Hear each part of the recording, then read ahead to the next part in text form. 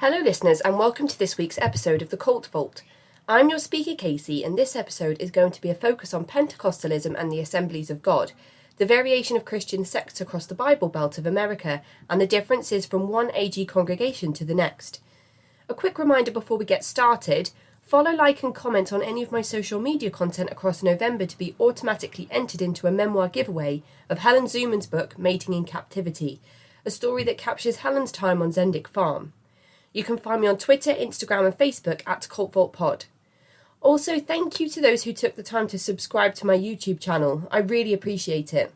And anyone else who has a YouTube account can find me on there at Cult Vault Pod. All the subscriptions really help. If you have a spare 5 minutes, please leave a review wherever you listen to your podcasts to help push the show up through the algorithm and allow more people to find it. And lastly, for anyone interested in supporting the show financially, I do have a Patreon that has exclusive content ready and waiting, with new stuff released each month at patreon.com/The Cult Vault. Now here is Cameron with her story. So hello, Cameron, and welcome to the show. Thank you so much for joining me today and agreeing to share your perspective on the Assemblies of God. Would you like to start by introducing yourself to the listeners? Yes, my name's Cameron, and I live in North Carolina. I've lived here my whole life. I'm 30 years old, so pretty much since birth. And I'm a hairstylist. I have a fiance, and I have 3 stepsons. One is 15, and then the other 2 are about to turn 9 and 11. And we stay pretty busy. So just living in North Carolina. The weather today is really warm, which has been kind of nice, but I'm ready for fall weather. And North Carolina is in the southern part of America. Yes, we're on the East Coast. We're in what you would call the Bible Belt. Which was about to be my next question. Yeah. When people refer to the Bible Belt, North Carolina is definitely lumped in that category. There's a bunch of other states lumped in that category too, but I think we're right at that line. So like you would include like South Carolina and Texas, Florida, Louisiana, Oklahoma, all those states. So even though I don't have much of a Southern accent, I don't feel like, but I've definitely lived here forever. So yeah, I was thinking because Louisiana in my mind is like quite a thick accent. And if you spoke to somebody from that part of the world, you would kind of probably almost immediately know that they were from the deep south. And that's not the kind of vibe that I was getting from you. So I'm not sure why, because I've lived here forever, but I've never really had too much of a Southern accent. So that's always like a question people ask me, especially working in a salon. You know, I deal with all kinds of different people. And so they never believe me when I say I've lived here my whole life. And I'm like, no, I really have, But when you think of the South, you definitely think of that deep Southern twang for sure. And were you born into the Assemblies of God? I was, yes. So I have been attending Assemblies of God since I was a child. I've been there my whole life and up until the last maybe 7 years or so. And your parents, were they already in the church or did they join before you were born? So my parents, they attended the Assemblies of God, not their entire lives. It was a little bit later. So to give you a little bit of a backstory. My mom's lived in North Carolina her entire life. My dad has pretty much lived in North Carolina most of his life. And my mom, she was born into a Christian family. They attended a different denomination. And then the parents, my grandparents decided that they wanted to go to a Pentecostal church, and they discovered Assemblies of God. So that's when they joined. She started attending as a child, and she's been going to the same church her entire life since. She's never changed churches. And my dad, when he got adopted into his family, so he got adopted. He's in foster care for a lot of his life. I think he was around maybe 9, 10, 11, something like that, when he got adopted, and the family that adopted him was a part of the Assemblies of God church as well. So he started attending when he was a child. And my parents, ultimately, they ended up meeting in the church youth group, and they went on and off for years and then got married and then had me and my sisters. So they've both been longtime Assemblies of God members for sure. And you mentioned that your mum has never changed the church that she attends. So is that quite typical of congregants of that particular that particular church building? I would say so. I feel like there's so many different churches here in the South. And if you were to just drive through the city, I mean, you would run into at least like 5 churches within 10 minutes. I mean, they're all over the place. So the denominations that people end up attending, especially in a bigger city, I feel like they get really close knit. But Assemblies of God is definitely one of those denominations where I feel like the people that go into Assemblies of God end up staying there.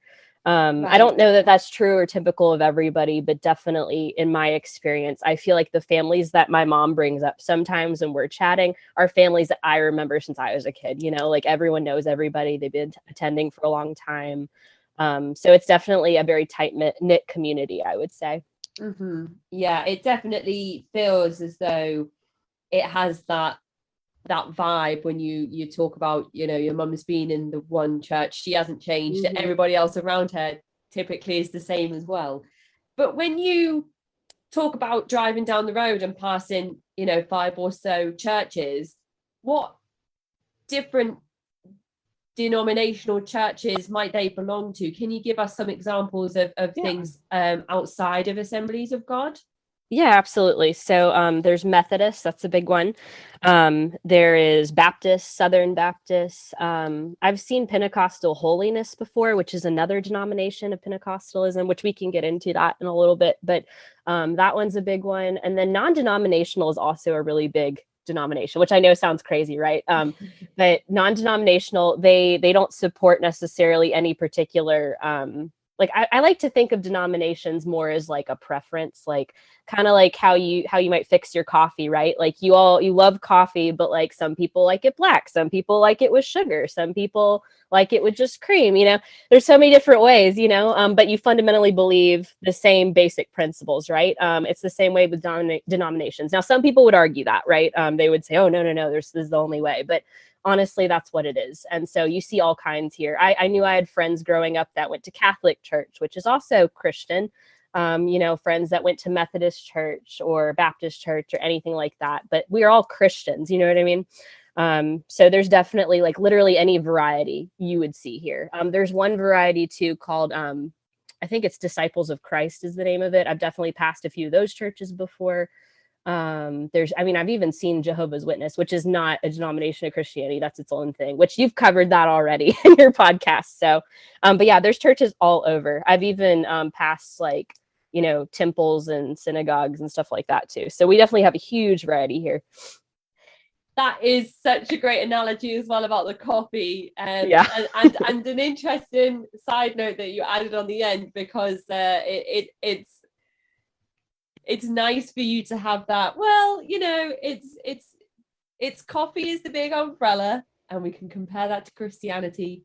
And then there's a million different ways you can have your coffee, and that's basically how you might interpret the same text that everybody's working from. But of course, you will have people that say black coffee is the only way, is the true way, and is the only way that you can be saved is by drinking black coffee. No other coffee will do. Exactly. No other coffee is true or correct. So that is a really great analogy, and I think navigating the waters of spirituality in terms of how much there is, the overwhelming amount to sift through. I think sometimes we just need those really good simplistic metaphorical things to just say, let's look at it in this sense. So that's a great analogy, and I think I'll be pinching that one for the future. Yeah, it's just the easiest way I feel like describing, especially living in the South when people move here and they see so many different denominations and they know they exist, but when you see them coexisting within a city or a state or whatever, you know, it's like, it's really just your preference. What kind of church do you want to go to, you know? And what parts of the Bible Belt do you think might have adopted the more fringe ideologies of Pentecostalism? That's a good question. I feel like when you move into the deep South, which, I mean, I guess you could still consider North Carolina deep South, but we're not as deep South as other states. I had actually written this down earlier because I think people ask that question a lot. I feel like when you think about like Oklahoma or Louisiana, especially, like they're definitely deep South. So you might see more of that I don't want to say extremism, but like definitely like fundamentalist Christian type denominations, more so in states like that. But you definitely see everything here. So I don't know. That's a good question. We're still in the South. I feel like anything's fair game. So. And you mentioned that you have sisters. So how many of you are there all together? There's 3 of us all together. I'm the oldest. I'm 30. And then I have my middle sister. She is, this is so bad. I should know her age, but she tells everyone the wrong age on purpose because she doesn't like getting older. So I'm always like, very clever. Yes. I'm 30 and she is 26. And then my youngest sister is 22. So all of us, no brothers. All women. So your father was very outnumbered. Yes, all women. Poor him, seriously. I don't know how he dealt with all of the emotions and stuff growing up, puberty and all of that. And you're here talking to me today because you have had 7 years or so unattached to the church or unattending of the church. What does your family, where do they stand? Your sisters and your parents, are they still attending regular church services? My parents are. They still attend the same church that we attended most of our lives. My middle sister, is very much against anything religious. She, ever since a young age, honestly, she pretty much rejected all that stuff very early on. And then the moment she didn't have to go to church anymore, she didn't. And then the youngest sister, she's still living with my parents right now because she's in college and she's going to eventually move out when she gets a job. She's still, once she graduates, she'll look into all of that. So while she still will go to church with them on occasion, she does not consider herself a Christian. So we're very detached at this point, I would say. I still attend church once in a great while with my parents, like on a holiday or something, if it makes them happy. But like, I don't go to church regularly by any stretch of the imagination and do not consider myself Pentecostal or Christian or any of that. So right. And for anybody that might not have tuned into some of the coverage that we've done on Pentecostalism or the Assemblies of God specifically, can you start by shedding some light on Pentecostalism as a broad subject, and then we'll kind of try and narrow it down to your particular sect, if that's okay? Absolutely, yeah. So there's lots of different denominations, and Pentecostalism is one of them. And under the umbrella of Pentecostalism, you have Assemblies of God. So Pentecostalism, it was a movement that started back in the 1900s. It's a little bit more, I'm trying to think of the word for it. Like when you think of church, you think of, like there's the more like quiet sermons, you read from a hymn book, you do communion, you sit down, you stand up, you're done. With Pentecostalism, they're much more open-minded to raising of hands, openly praying, speaking in tongues, things like that. But honestly, the Assemblies of God, though, it originated back in, I want to say it was 1914 is what the year was. That's when it became a thing, but it all started from a revival that happened in Los Angeles back in like 1906 or 1906. Sorry, I just had to look at my notes real quick. And that was like the Pentecostal revival. And honestly, that's when the AG Church started. They decided that they needed a little bit greater of a need for organization and accountability, and decided to come up with this sect of Pentecostalism. And I can get into some of these beliefs in just a moment. But that's where it all started, was in 1914. And the AG Church really tries to stress the fact that they're more of a fellowship than a denomination, but they're a denomination ultimately. Every AG church has spent time, or that I've spent time around, has always felt like an extreme form of denominationalism to some extent. But again, I guess that's personal opinion, but that's certainly how it feels. It's what you would describe as that fundamentalist Christian. But that being said, they really are accepting of anyone in the church, regardless of denomination, as long as you believe there's 16 fundamental truths. And every AG church, you can honestly look these up online and read them yourself. I just have a little bit of a summary of these just for people that have no idea. And I'll go through these. So there are 16 fundamental truths. I just kind of narrowed them down for everyone. So again, it's a Christian church, right? So they believe the Bible is the law of the land and the truth, that there's only one God, which includes the Godhead, 3 in 1. You've probably heard of people saying, the God, the Son, the Holy Spirit, all of that. They believe all of that is God. Jesus is the Son of God, all that. God created Adam and Eve. They ate from the tree of good and evil, which was the first sin of mankind. And that was the fall of man. God later sent his only son, Jesus Christ, to pay the ultimate price for our sins through his crucifixion on the cross. And then he rose again 3 days later and went to heaven. They believe there is a heaven and a hell. And in order to go to heaven, you have to repent of your sins. You have to accept Jesus as your Lord and Savior. And you have to have a willingness to obey the 10 commandments and try to live a holy life in the way that Jesus Christ did. One of the big things that they believe in the AG Church that makes it more of the AG denomination is that you have to get baptized in water. It's not like a requirement, but they definitely strongly encourage it.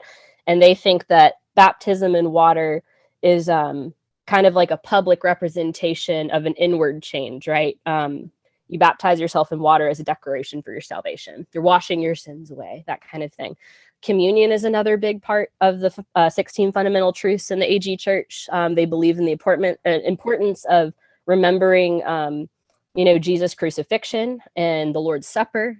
You eat the bread to symbolize Jesus' body that was broken for you, and then you drink the wine. Although the church I grew up in, it wasn't wine, it was just juice, but some churches actually serve just a tiny little cup of wine, because that's what Jesus did during the Last Supper, and that represents the blood that was shed for us on the cross. And you do that in remembrance of Christ. And they believe it's a sin if you haven't asked for forgiveness before doing communion, because it's a holy thing that you're doing. And then the biggest part of the AG Church is the baptism of the Holy Spirit, which most people have heard of. And that's always the part that freaks people out, because it's the speaking in tongues and all of that. They believe that believers are gifted with being filled with the Holy Spirit from God. Usually they say it happens when you're deep in prayer and all that kind of stuff. And then you get this gift from God. So that's one of the biggest parts of the 16 fundamental truths. And then the 2 other big ones that I have written down here is the church and its mission. So the biggest thing I would say that sets us apart from or I say us, I'm not even part of the church anymore. See what I mean? It's so ingrained, But the church, what sets them apart from others is the fact that they do believe in the baptism of the Holy Spirit, but they also believe that our ultimate goal is to know God and to make him known. So they're big evangelical churches. It's our job to fulfill the Great Commission, to go into all the world and preach the good news of all creation, which that verse will be forever stuck in my brain from how much I heard it growing up in the church. It's Matthew 28:19. I've got it written here. They use that all the time. So they're huge in world missions. They encourage people to become missionaries all over the world. That's honestly the biggest thing. And then the last part is the second coming, which is often called the rapture. The Apostle Paul said in the Bible that Jesus will come down from heaven and take his believers to go be with him in heaven. And meanwhile, all the non-believers will stay on earth and be left behind. This period is called tribulation. After that period of time, which many believe is 7 years based on stuff they've read in the Bible, I couldn't tell you the pinpoint passage or anything, but they say it's 7 years. But God is supposed to come back down for those who are remaining for the final judgment. So that's a big thing that's also taught. But I would say the biggest things are definitely the speaking in tongues, holiness, all that kind of stuff. And then the world missions is honestly, those are the 2 biggest things I would say that represent the AG Church. But that honestly summarizes most of the 16 fundamentals, which I know that's a mouthful. I'm sorry. It's a lot. That is really helpful, though, for anybody that hasn't come across the Assemblies of God specifically before, and kind of a great bird's eye view, I guess. Yes. Of the tip of the iceberg of this. If you were just to glance at it on paper, we've just had a fantastic summary, so that's great. Awesome. And there's loads of stuff you've said in there that we're going to have to go back over and get. Yeah, definitely. I think. Yeah. So let's start by talking about the church youth group that you mentioned that your parents met at. Is this something that still exists today? Is it something that you attended when you were younger?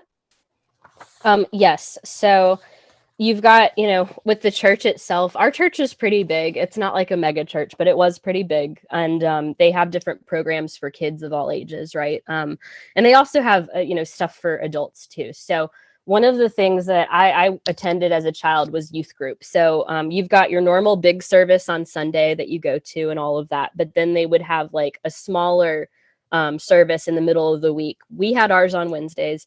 That we would attend, and it was just for teenagers. So you had to be in 6th through 12th grade, which for here, that would mean like you're like maybe 12 to 18 years old. So only teenagers or young adults, tweens, that kind of thing. And they only targeted the sermons and stuff like that for teenagers, but they tried to make it a cool place for kids to hang out, with the, up-to-date music, and they had pool tables and couches, and you go in and you're welcomed immediately and talking to people your age and all that kind of stuff. So that's where my parents met back in the day. Now, I'm sure that it was a little bit different when they met, because that was like, forever ago. But it's definitely geared towards teenagers. And that was what we called youth group.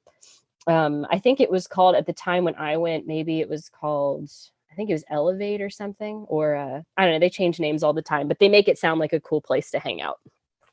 Your mum particularly, of course there is your father as well, but your mum being so devout with her faith was encouraging of you children in attending these youth groups with the church?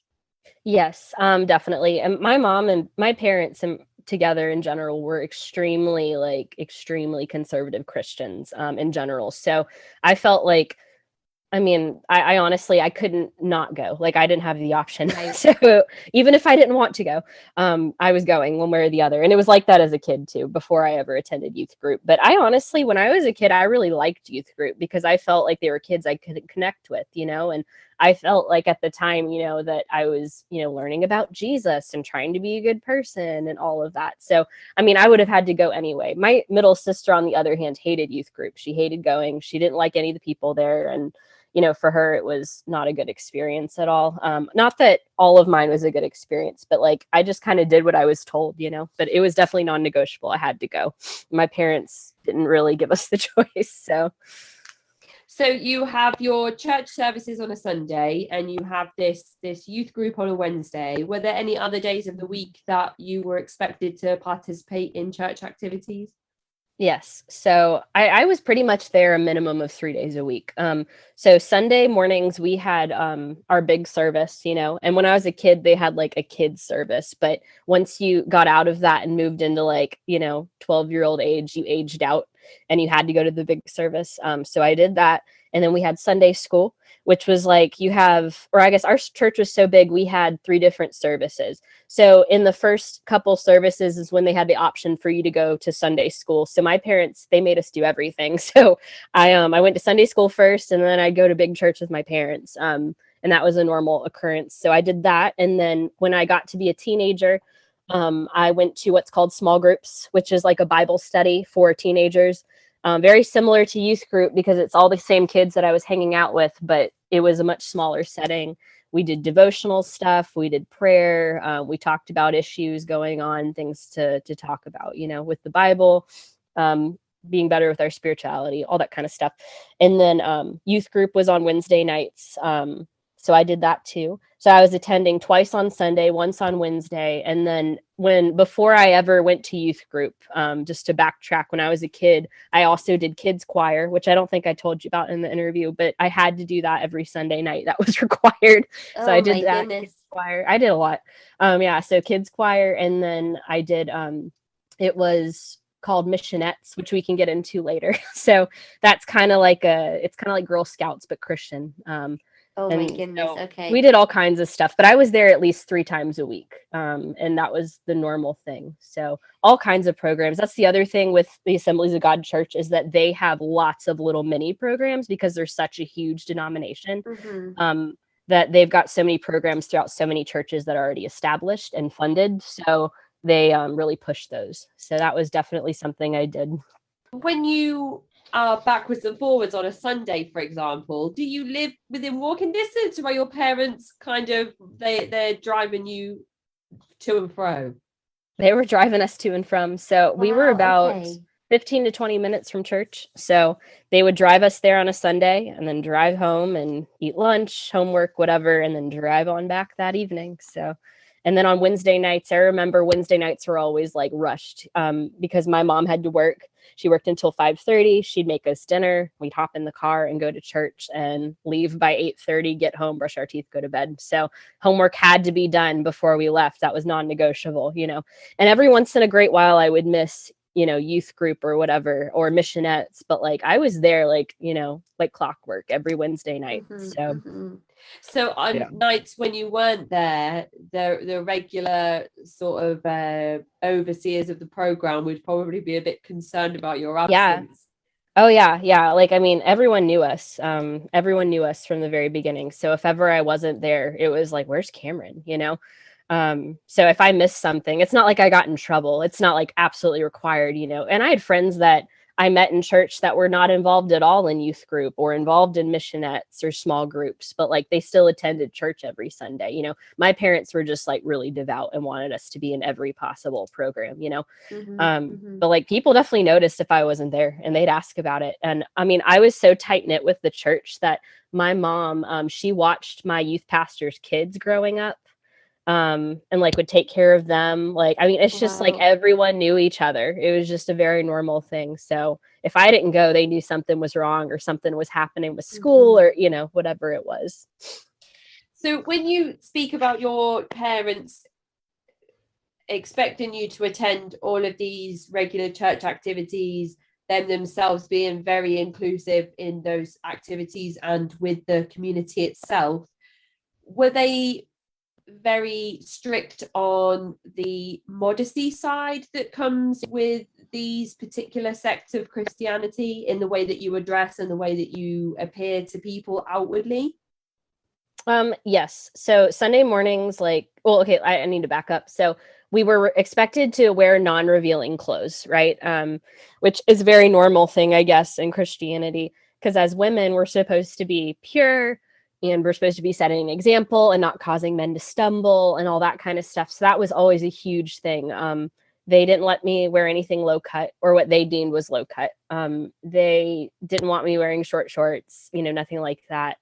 They weren't so far into fundamentalist Christian that I couldn't wear pants and things like that. Like some churches, it's like women wear dresses, you know, and it wasn't quite like that. But they did want me to dress up on a Sunday in my Sunday best. I specifically remember one time slipping on a pair of flip-flops that matched my outfit and my dad being like, nope, go put on heels, you know.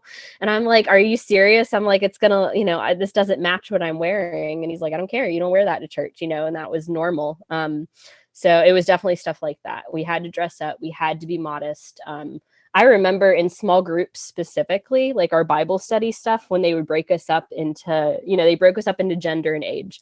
So it'd be like, you know, the younger teenagers and the older teenagers, and they would do entire Bible studies about purity and about how you should dress and how you should act and all of that around men and around other people, because ultimately they say your body is a temple of the Holy Spirit and we're supposed to be exemplifying what the Bible says women should be doing. And which is interesting because I feel like men never got in trouble for wearing stuff, but girls all the time. It was a whole thing. Youth camp, I remember specifically, which we can talk about youth camp too. That was wild. But youth camp, I remember we went swimming at the lake and they told all the girls that you had to have a swimsuit that covered your belly. And if it didn't cover your stomach area, you had to wear a shirt over top of it. And if the shirt was white in color, you could see the bathing suit through it. So you had to wear something that was colored on top of it. So if you're wearing a bikini or a tankini, like that was out of the question. You had to wear a shirt and it had to be a colored shirt. So black, red, blue, whatever, because white was still going to be too revealing. But they never said anything like that to guys. It's weird, you know, like it was all about women covering themselves, but not men. So that was interesting too. But yeah, that happened a lot. When you mentioned before about the kids service and it being sort of in the morning time on the Sunday, I wonder if it's led by the same people that lead the main church service, or is it one of these groups where responsibility is handed down to maybe young adults who are thinking on taking extra responsibility in their church involvement? Yes and no. So I was in Sunday school for years. And when I was a little kid, I mean, it was like adults in the church running it. Like they weren't all pastors. So we had our church was so big. We had a senior pastor who was the head pastor of the church, and then we had a pastor of a pastor of missions, I think is what it was called. I was trying to think of the name. Then they had a pastor for it was like the associate pastor. So like he was the assistant who handled stuff like directly with the senior pastor. And we had like a worship pastor, so someone who handled all the music. I mean, we had pastors for everything. And then you had your youth pastor and your assistant youth pastor. So there was at least 7 pastors at my church alone, just at my church. So there's a lot. And so they can't possibly run every single Sunday school program or kids church program or whatever. And they had a children's pastor as well. I almost missed that. But the children's department was so big, and they wanted Sunday school teachers for every grade level or every age group, that people had to volunteer. Like there was no way they could run these programs without volunteers, you know? So I literally have been in Sunday school ever since I was a kid, and I had a different Sunday school teacher every year, you know?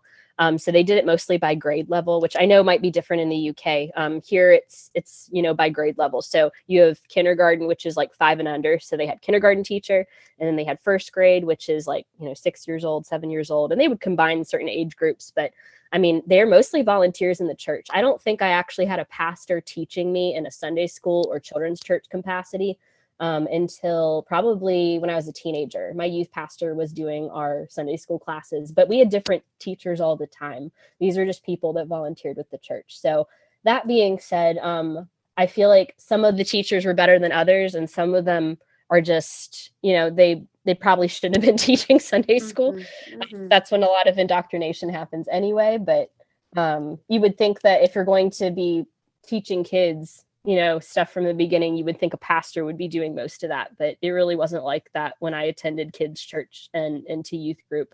The only church, or I guess the only time I got taught by a pastor was like when I had the big church, you know, group or whatever, where we had the entire congregation, or on youth groups where I would go on Wednesday nights and my youth pastor was preaching. So yeah, the smaller settings, it was always volunteers within the church. So if that makes any sense. It does. And it's given us some insight into just how big your congregation must have been if it had sort of upwards of 7 pastors. And in some of these groups, depending on the size or the number of attendees, the pastors have a lot of final say almost over some big life decisions that a lot of people will go on to make. So was this the type of situation where your parents might consult certain pastors on the right thing for you to do as children growing up, in terms of things like further education or jobs to apply for, or perhaps even going out on dates with other young members of the congregation? So for some families, yes, but I don't think my family necessarily like would contact the pastor to ask about major life decisions.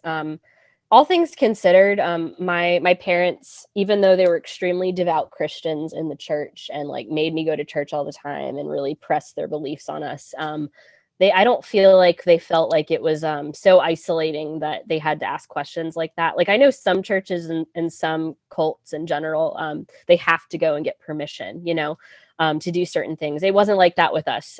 So it was, you know, my parents have always encouraged us, you know, at the end of the day to do what was going to make us happy, you know, for a job or anything like that. Dating though, however, I mean, they were pretty big on like, if they're not a Christian, you can't date them, you know. Dating in the church was super encouraged, but I don't think for my family personally, they ever went to a pastor for permission. But I know that there were definitely families that would seek out that kind of counsel. It just depends on the family, but my family didn't do that as much. Let's build on our timeline then. You've told us a little bit about you and your family and your relationship with the church and expectations of how much of your time was to be given over to church activities. What was your education like? So I grew up in a public school. Many of my peers in the church were in private schools or they were homeschooled, but there were some of us in public school. My parents would have loved to send me to private school, but they just couldn't afford it. It's so expensive. I don't know how anyone can afford it, honestly. I've looked at cost before. And I'm just like, it blows me away how much people spend on just education before they've even reached college or a trade school or anything. But a lot of my peers went to private schools. So, I mean, even though I was very sheltered, even though I was in a public school setting, but there were definitely people that were more sheltered than me. And I considered myself extremely sheltered. There was a lot of things that I didn't learn or figure out until much later in life. And there were kids that I think had it even worse than I did. But homeschool setting. Peers within the church, or are they other school children in the public school that you were with? I mean, there are definitely kids that I went to school with that grew up in Christian churches, but the ones I'm referring to are the ones that I went to church with. Growing up, I had friends in school and in church, but most of my close friends came from church growing up. And that was because my parents would say, like, we don't know their families, and like, we want them to have the same ideals and the same beliefs, so that we know that you're going over and hanging out with kids that are good, that they're not bad, they don't have parents that are teaching them the wrong thing and that kind of stuff. So the kids that I grew up with most were kids in church, and a lot of them were extremely sheltered, like I was, if not more so. Like, I mean, and I really had a sheltered upbringing, so it was definitely tough when it came to that stuff. Given the amount of time that you are investing at such a young age as well into the church, and how familiar you are with the families and the other young people that you're attending the youth group with, it's no surprise that you found yourself kind of more close to them than perhaps other children outside of the church. But it is nice to hear that you were able to have relationships with people outside of the church, because sometimes with these stories there's even homeschooling to the point where that interaction can't happen. Yeah. And I mean, I definitely had friends like that at church where their parents would only let them hang out with kids from church in general. But I did have some friends. I mean, but you know how it is when you're a kid. You've got friends that you're close with in a certain class, and then you don't have a class together anymore, and then you never see them again. I mean, that kind of stuff happened too, but that's just normal childhood stuff. But I mean, I did have kids from church, or not from church, but school that I was friends with that, my mom would let me have them over to have a play date. Like, one of my best friends growing up, we were in a class together, and my mom watched her kids, and so she would come over and play every day. And she didn't go to church. I mean, but my mom, she knew the family. She watched their kids, so she felt comfortable. But I mean, I just don't have that many friends that happened with. Like, I can maybe count on one hand how many kids I grew up with, especially at a younger age, where my mom would let me do that kind of stuff because she knew them personally. Most of them did come from the church. So, and I wonder, attending a public school, you're part of the AG church, and you've probably got a few peers in school, even though you mentioned most of your peers from church went to private school. You probably have a few peers in your public school that also go to an AG church, whether it's your particular church or a different congregation. I wonder if there were other children who were part of a different denomination of Christianity who had sort of the same thing going on as you. Most of their peers from their church were going to private school. And even though they were sort of like a Baptist or a Methodist or one of these other denominations that you mentioned before, do you think that was something that was happening within the public school? Oh yeah, I absolutely think that was happening, because I definitely had friends that went to church that I never hung out with, outside of school. But I mean, being in the South, that's such a normal thing. Church is such a big part of just the culture of the South. I mean, it's really impossible. Even me doing hair now, for me to not have at least when I have a new client in my chair, 9 times out of 10, I would bet my bottom dollar that they attend a church somewhere, So, I mean, it's pretty normal. I'm absolutely sure that happened. I just think I was a little bit more isolated being in an Assemblies of God church versus just whatever other denomination, because I do think that this one, with it being more fundamentalist, I feel like they were much harder about those kind of rules, you know. But I'm sure that happened living where I live. Absolutely. Mm-hmm.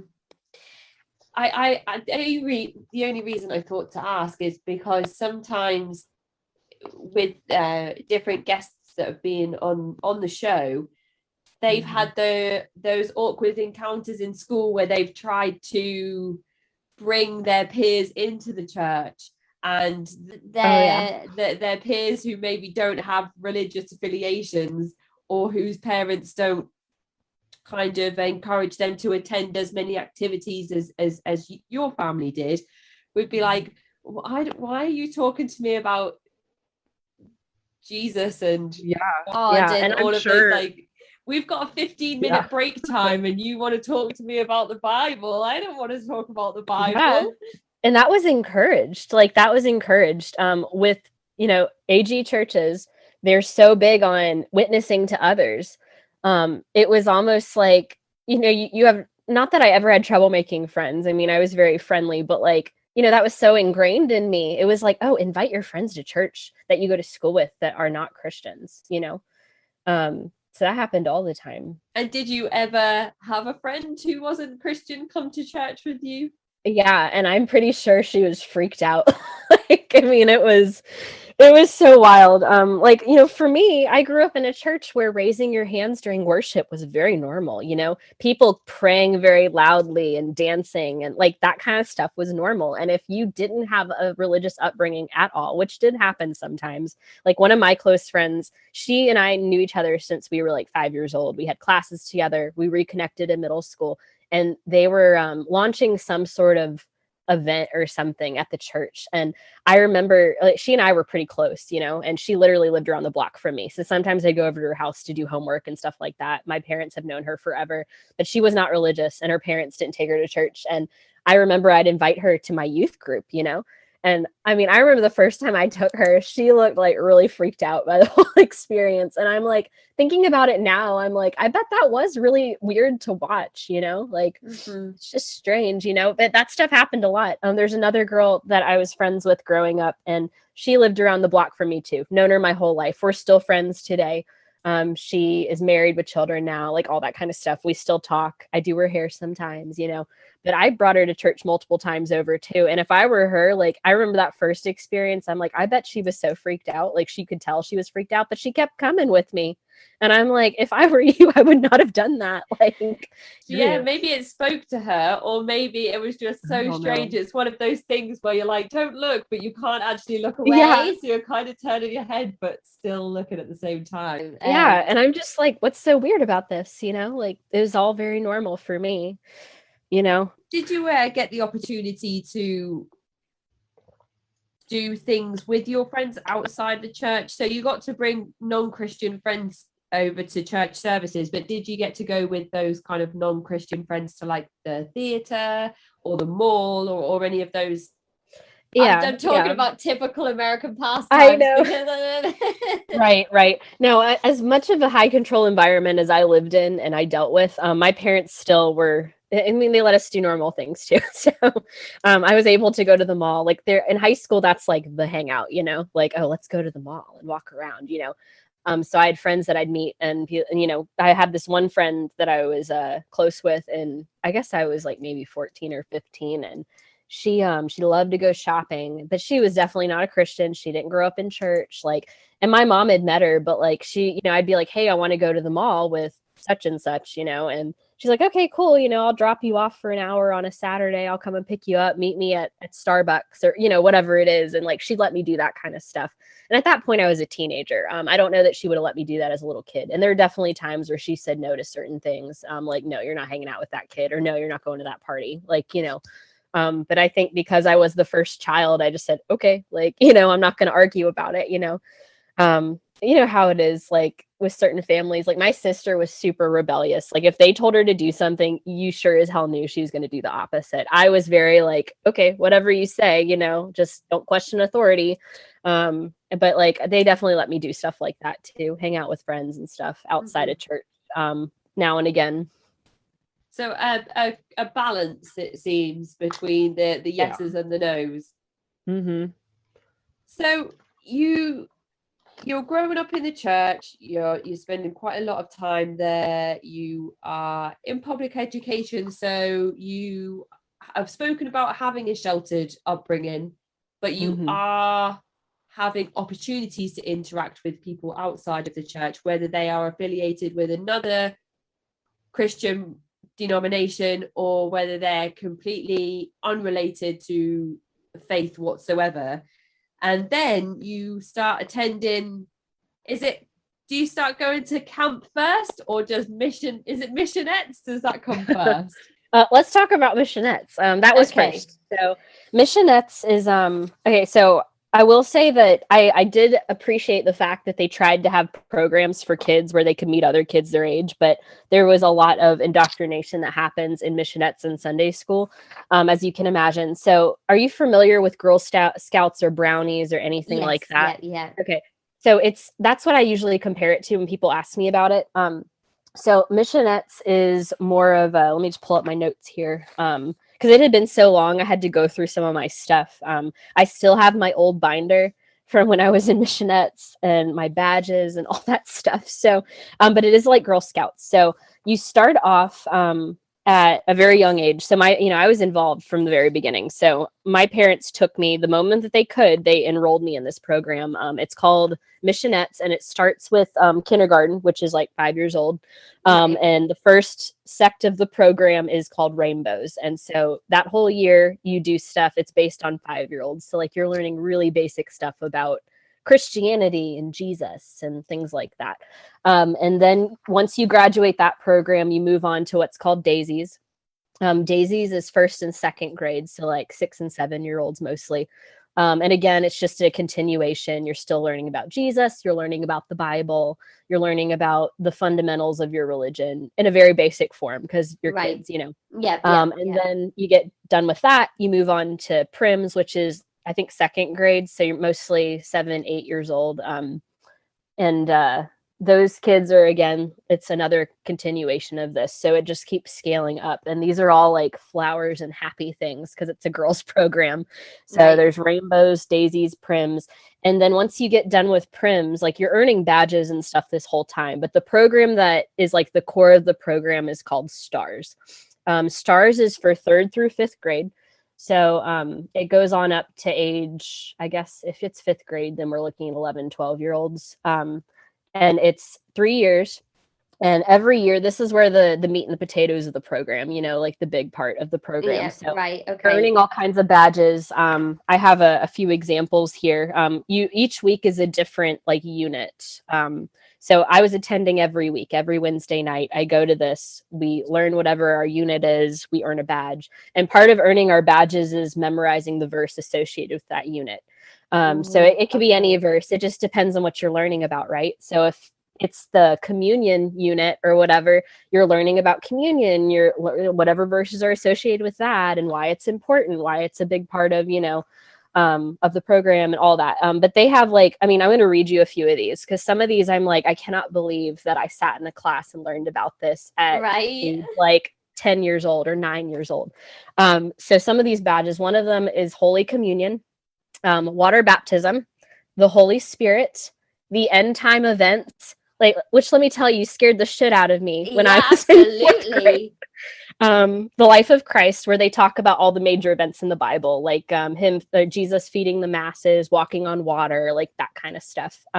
Introduction to our church, which is where they talk more about AG principles. Prayer. Let's see what else. Introduction to world missions, because again, that's a huge part of the AG church. Then they actually get into, there was a whole unit that we did when I think it was in 5th grade or 4th grade, where they talk about different areas of the world. So they get into the culture of some of these places and talk about what their lives are like. But it ultimately, I think what's really frustrating to me when I think about it now is that whole white savior complex, right? We're going to learn about Africa and we're going to talk about all the ways they live and how it's primitive and this, that, and the other. And, we're going to give them Jesus. That's a lot of what that was. So we had an entire one on Africa, one on Europe, one on Asia, one on Latin America. So, I mean, they did all kinds of stuff. There was one badge that was on personal evangelism. So how to, talk to your friends. And I remember sitting in that class and being told, if you have the opportunity to go to a friend's birthday party and, none of them are Christians, and you have the opportunity to go to, like, I don't know, a revival or something, you should go to your friend's birthday party, because you're supposed to be a witness to your friends and you need to tell them about Jesus, because they're going to die and go to hell. And like, that was what that was about. And I'm like, so we're supposed to be talking about this with our friends. But these are literally badges I'm reading off right now. There's one on the fruits of the Spirit.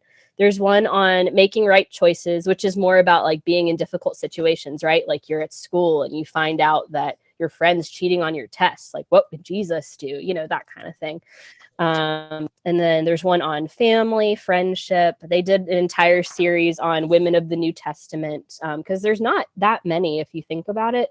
And they, it's interesting because with women, they're so big on women need to obey and submit and do all this stuff, that I feel like that's part of why women are not mentioned as much in the Bible. So there's so few to talk about, so let's do an entire unit on this one topic and that's it, But anyway, these are just a few examples. They also did normal, Girl Scout type things. Like we had a unit on fitness and a unit on camping and a unit on art and that kind of thing, which ultimately was more about like using your creative gifts for God, Have you ever seen the documentary Jesus Camp? No, but somebody mentioned this to me just the other day. Yeah, you should really watch it. But there's this one part in the movie, which we can talk about Jesus Camp in a second when I get to the youth camp portion. But Jesus Camp, there's this one section, and they basically zoom in on this one church in a different state. That is evangelical and fundamentalist Christian. And she runs, or the woman that they pinpoint in the movie, she's the pastor of the children's ministry there, and she runs the camps and all this stuff. But they look at a few different families, and there's this one little girl that they talk about. She looks really young, like maybe eight or nine possibly. And she talks about how she's on the dance team at her church. And she starts talking about how much she loves to dance. Like that's her favorite thing. And she says at one point, quote unquote, she says something about how she loves to dance, but she has to keep herself in check because she wants to make sure she's not dancing for the flesh, that she's dancing for Jesus. And it was a whole lot of that kind of stuff, because I was literally having flashbacks when I saw this documentary. I'm like, oh my God, I remember that exact phrase being used in missionettes. Like, if I like to draw a picture, I need to be able to draw this picture in honor of Jesus, right? Use my creative gifts for God. Or if I like to sing, I don't want to make sure I'm singing in remembrance of God. Like this is God's gift that he's given me and I'm doing it for him. You know what I mean?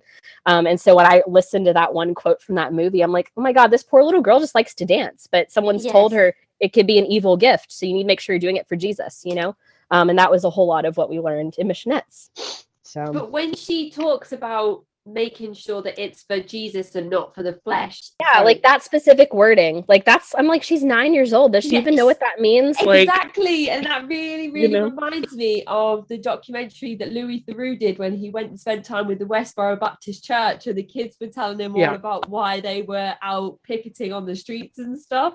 Coming out with all of these like homophobic and racial slurs. But then Louis Theroux would be like, what do you mean by that? And they'd be like, well, and the kids had absolutely no idea what those things meant, that they were going around shouting on street corners and things like that. And that's exactly what that's just reminded me of. So absolutely. But that kind of stuff happened all the time. And some of these badges, even though they seem really innocent, like seeing, I know we're on Zoom right now and you can't like see it, but I mean, some of these badges, they're like cute, right? Like look at the little music notes and like, a bicycle. But like, if you sat in that class, like, I mean, they're literally saying like all of this is connected to the Bible. Like there's a whole unit I remember doing on grooming. And I remember an adult telling me grooming, like doing hair, right? Doing makeup, about how we need to make sure that our image is glorifying Christ. So if you wear your makeup too provocatively, like that's not glorifying Christ, stuff like that. And I'm like, that is so interesting. Cause like, even now, like I'm a hairstylist, like, but I never once have done someone's hair and thought, oh, this is going to make a man turn his head and that's sexual. Like it's just stuff like that all the time. Like you would think you're doing something bad even when you're just being a kid, Oh, like I'm going to brush my Barbie's hair and style her hair. You're not thinking about, does this glorify Christ? Like it's just, crazy. As you just want to give women that feeling they get when they walk out of the hairdresser's door and they're like, oh yes, I feel absolutely amazing with my new haircut. Like, and I mean, we did fun things, but it's still like that was ultimately the message, you know? It's and when you mention things like if you're going to wear makeup, you can't wear it too provocatively. I'm sure there weren't many men in the congregation that were wearing makeup, so that seems like another message that's solely aimed towards women and the repression of women. And there was a magazine that was really popular amongst my group of friends when I was like a tween, and it was called Brio. Are you familiar with this at all? You probably aren't if you're not religious at all, but no, Brio over here in the north where I live is like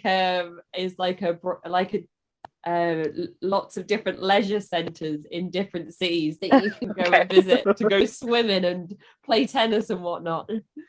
Right. Okay. So Brio is a magazine here. Although, I mean, I guess I don't know why it was called that or anything. I don't know any of the backstory, but a lot of my friends would read it. And it was one of those magazines that one of my school teachers, or not school teachers, but one of my teachers at church had told me about. And so, you know, I told my mom about it or whatever. One of her friends told her about it. She ordered it for me. And it's just a teen girls magazine for Christian girls. And I don't know if it's sponsored by the AG Church, but it was definitely a Christian magazine for girls. And there was this section where you could write into the magazine and ask them questions, and they would answer your questions, you know, about life, like life things, like you know, I'm having problems at home with this, or there's this guy that I like, or whatever it is. And there was this one girl that had written into the magazine about hair, about how like she felt that, you know, she didn't feel pretty and all this stuff. And I mean, these are very teen problems, right? Like, oh, I don't like my hair. I don't feel attractive. Yeah. And so she wrote into it, and the response from the lady was talking about how like, oh, we're princesses of God, and you know, Jesus has made you exactly the way that you are. He knew you before you were born. You should love who you are, and blah, blah, blah. But in the next paragraph, she wrote something about how you know, your God has given you the type of hair that you have because that's how he wants you to look, right? So if you are styling it the way that a celebrity does, or the way that someone else does, or wants you to wear it, then that's sinful. Like, you need to wear your hair the way that God has intended for your hair to be. Like, Jesus wants you to look this certain way. And I'm like, so now you're telling me that if my hair is curly, if I don't wear it with the natural curl, that's sinful? Like, what? Like, that doesn't even make sense. But what she was, you know, implying, I guess. Like, it was just the weirdest thing. And I found this old box of magazines when I moved several years ago, and I'm like, oh my God, why did I even keep these, you know? But I was looking through them, and some of it is just like, it seems really innocent at the time, but I'm like, I can't believe like this is the stuff that I would read, you know? And there was one article in there too about this girl that she got stuck in some sort of I don't know, some party. She attended a party that her parents told her not to go to with, you know, people that weren't Christian, and she was put in a bad situation. And instead of her warning other people to not make those kind of mistakes, the whole article, the point of it that she was writing was, if I had just done what God wanted me to do, then these things wouldn't have happened to me. And it's like, okay, you're a teenager, you made a mistake. Like, you shouldn't be teaching young girls like, you know, I was the problem. I was the reason that something bad happened to me, you know? He went with friends that she trusted, and it was just stuff like that all the time. There's also then connotations that every Christian is a good person and would never do anything to harm another person. Like, oh, you can't go to that party because that's not a Christian party, and that, you know, you shouldn't be going to places where you're not with other Christians. But we know from countless lawsuits and and things that go through the church, and a lot of the stuff that the Pope is having to answer for at the moment in terms of historical abuse in the church. We know that you can't say that if it was a Christian party full of Christian people that the same thing wouldn't have happened. Right. And there's no way to say that. And that's kind of Mm-hmm. the message coming from that is, oh, if you go and hang around with people that aren't Christian, you're going to get yourself hurt. But of course, you could go and hang around with people that are Christian and get yourself hurt. Right. And as you know, I mean, just like with any church, any cult, any denomination, whatever it is, I mean, there's going to be bad people, you know? So it's like to send that message, like, is just not cool. I mean, there's churches in my area that are under fire right now for all kinds of abuse allegations and stuff like that.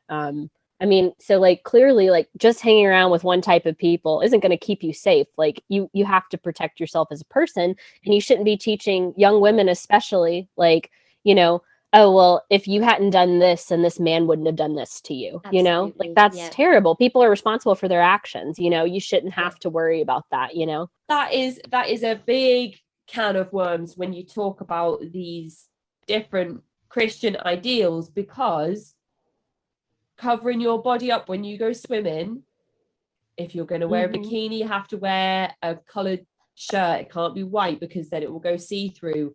But the boys can go swimming in their shorts with no top on. If you're going to wear makeup, you have to make sure it's not provocative. You shouldn't, you know, you shouldn't wear your hair in a certain way. You have to wear clothes that cover up your skin. All of these things are aimed towards women because you don't want to be responsible for being sexually attractive to a man. But where's the accountability for the men in that situation? Like that. Oh yeah. It's all like, and if you do have something happen to you, you brought it on yourself because you didn't follow those guidelines. And it's and there's a lot of stuff going around at the moment about sexual assault, and how that, you know, big campaigns on Twitter and things like that about how women should be able to wear what they want and not be sexually assaulted, which of course is absolutely right. That is 100% the way it should be. No woman should ever be told that they've invited that on themselves. It's the perpetrator themselves that is solely responsible for their actions. You know, there should be no situation where a man turns around and says, well, she wore a skirt, so what else was I supposed to do? Like that, and that's kind of the message that I guess women are maybe being given when they're told not to dress in a certain way, or not to wear makeup in a certain way, which is all aligned with the patriarchal communities that exist within these different Christian churches. Right. And I think most Christian churches, I feel like, go with that whole idea that the man's in charge and that woman is to obey and submit, and that she needs to keep herself in check, and like all of that, which that kind of rhetoric anyway, like, is not cool in general. But definitely when it comes down to stuff like, oh, how you wear is going to affect someone else's behavior. Like, you know, I mean, I sometimes I can't help that something wraps around my body a little tighter because I have curves. Like, I mean, there's no way around that. Like, I shouldn't have to wear a giant t-shirt when I go to church to hide my body, you know, because I might be causing a man to stumble or whatever the case is. It's just, I don't know. I can't believe that for so long, that's what I thought was okay, because that's what the adults were telling me, you know. But even in the magazines I was reading, the books I was reading, the adults I was talking to, like, that's what we were told, you know. So that's what I believed. It's just ridiculous. Like, I don't know. What you said there about the badge system as well, that's being used with children of such a young age, that is a perfect example of how you mentioned the indoctrination starts so early, and it's positioned to you as fun activities, and you can earn these badges as rewards for completing these different activities within missionettes. So to piggyback what we were just talking about, so after you get past this badge system, you are now eligible to earn like the highest honor in the program, which is called Honor Stars. And you have to complete some extra steps in addition to earning all of your badges and all that kind of stuff. And this is where, like, I really have a problem with missionettes, even more so than just the badges. But we have to, or I'm going to read you some of the pledges and stuff that we had to have memorized in order to earn some of these extra not privileges, that's not the right word. These extra things to help us like become an honor star. So we had to, part of it was we had to memorize our STARS pledge, our STARS motto, and our STARS scripture verse. So the STARS pledge, let's see. Oh, this is not what I'm looking for. Okay, so here's the STARS colors. They said blue and white, which stands for loyalty and purity, which is what we were expected to wear when we went to events and stuff. The girls' code, it was whatever is true, whatever is honest, whatever is just, whatever is pure, whatever is lovely, whatever things are of good report, if there is any virtue, if there be any praise, think on these things.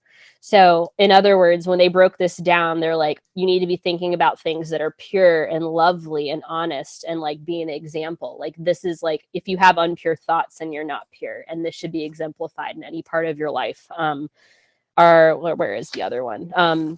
We had like to say all of our pledges to the flags that we had. We had the Christian flag, the girls club flag, and the Bible flag.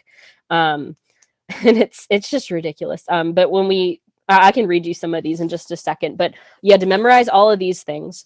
And then you had to do a bunch of extra steps in order to get your honor star certificate and all that stuff. And when you did all of this stuff, which a lot of it was like writing an essay about, how you're going to be a pure example to God, and talk about like you had to break down a few scriptures and talk about like, at a more extensive, all of that. But at the very end, when you've done all of these extra steps, you've taken this big test where you've memorized every single verse in the curriculum and all of this, they have this big ceremony. It's called an honor star crowning. So you're required to wear a white dress. And you get crowned with an actual crown by your parents in front of everybody. And you have to talk about what you've learned. And I mean, they said that we were to wear white and have a crown, though, because we're supposed to be pure examples of God. And we were being crowned because we're princesses of Jesus and all this stuff. But the symbolism of the white, right? Like that's why people wear white on their wedding day, like from back in the day, right? Which is still a thing that happens. But like for us, it was about purity. Like you had to wear white because you were supposed to be pure. You're supposed to commit to not having sex before marriage, to live a holy life, that everything you've learned in honor stars that you're going to apply to your life moving forward. So like if you finish this step, it was like a big accomplishment. It'd be like if you were in Girl Scouts and you earned every single badge and had your ceremony, right? But we had to wear all white. We had to wear a crown. And like, it was a huge celebration. We had food, there was decorations and all that stuff. So like after you get done with this whole program, you're now supposed to be a living example of God and you're wearing all white. I have pictures from when I got crowned, when I did this whole thing. And I'm like, oh my God, like that's nuts. My parents are so proud of me. And I was talking to a girlfriend of mine too. She's like, how come we had to wear white and the boys didn't? Like when they did their program. Oh my goodness, yeah. And I was like, I don't know. She's like, that's so ridiculous. But anyway, so you had to memorize all this stuff. There was lots of different pledges. There's lots of different hoops to jump through. So when you finish all of that and you've taken your tests and passed, then you got crowned as an honor star and then you're done with the program. But at that point, you're looking at like 3 years of like having had all this stuff pounded into your head. So by the time you're done, it's like, oh my God, I'm going to get crowned, like I'm going to be an honor star, like, so it becomes a very competitive thing. And then the girls that don't finish, they're like, oh, like, I can't believe I didn't finish. And, they'd be like, well, if you tried a little harder, and you cared enough, then you would have. And I'm like, that's not very nice to tell kids, like, So anyway, but that kind of stuff happened a lot too. But it was just, I look back at it and I'm like, I can't believe some of the stuff that they made us memorize here. A lot of it's just verses, but just the way that they would teach it too.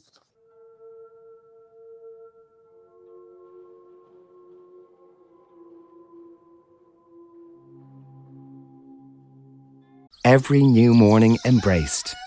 Every daily tradition continued. Every extra candle lit.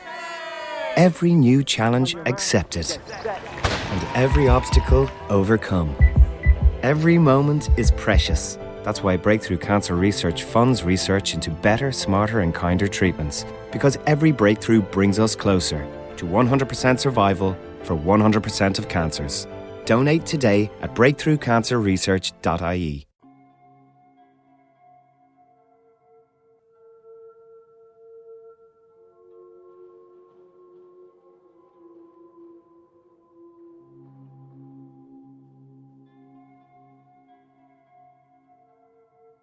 you can draw on these similar events across other high demand control groups, like in the troubled teen industry, when there are these big graduation ceremonies where the parents come to watch their young adults graduate these therapeutic, in inverted commas, these therapeutic programs where they've gone to, work on themselves and improve on their behavior or their health or whatever it is that the parents or courts or doctors or whoever has kind of recommended that they attend this program.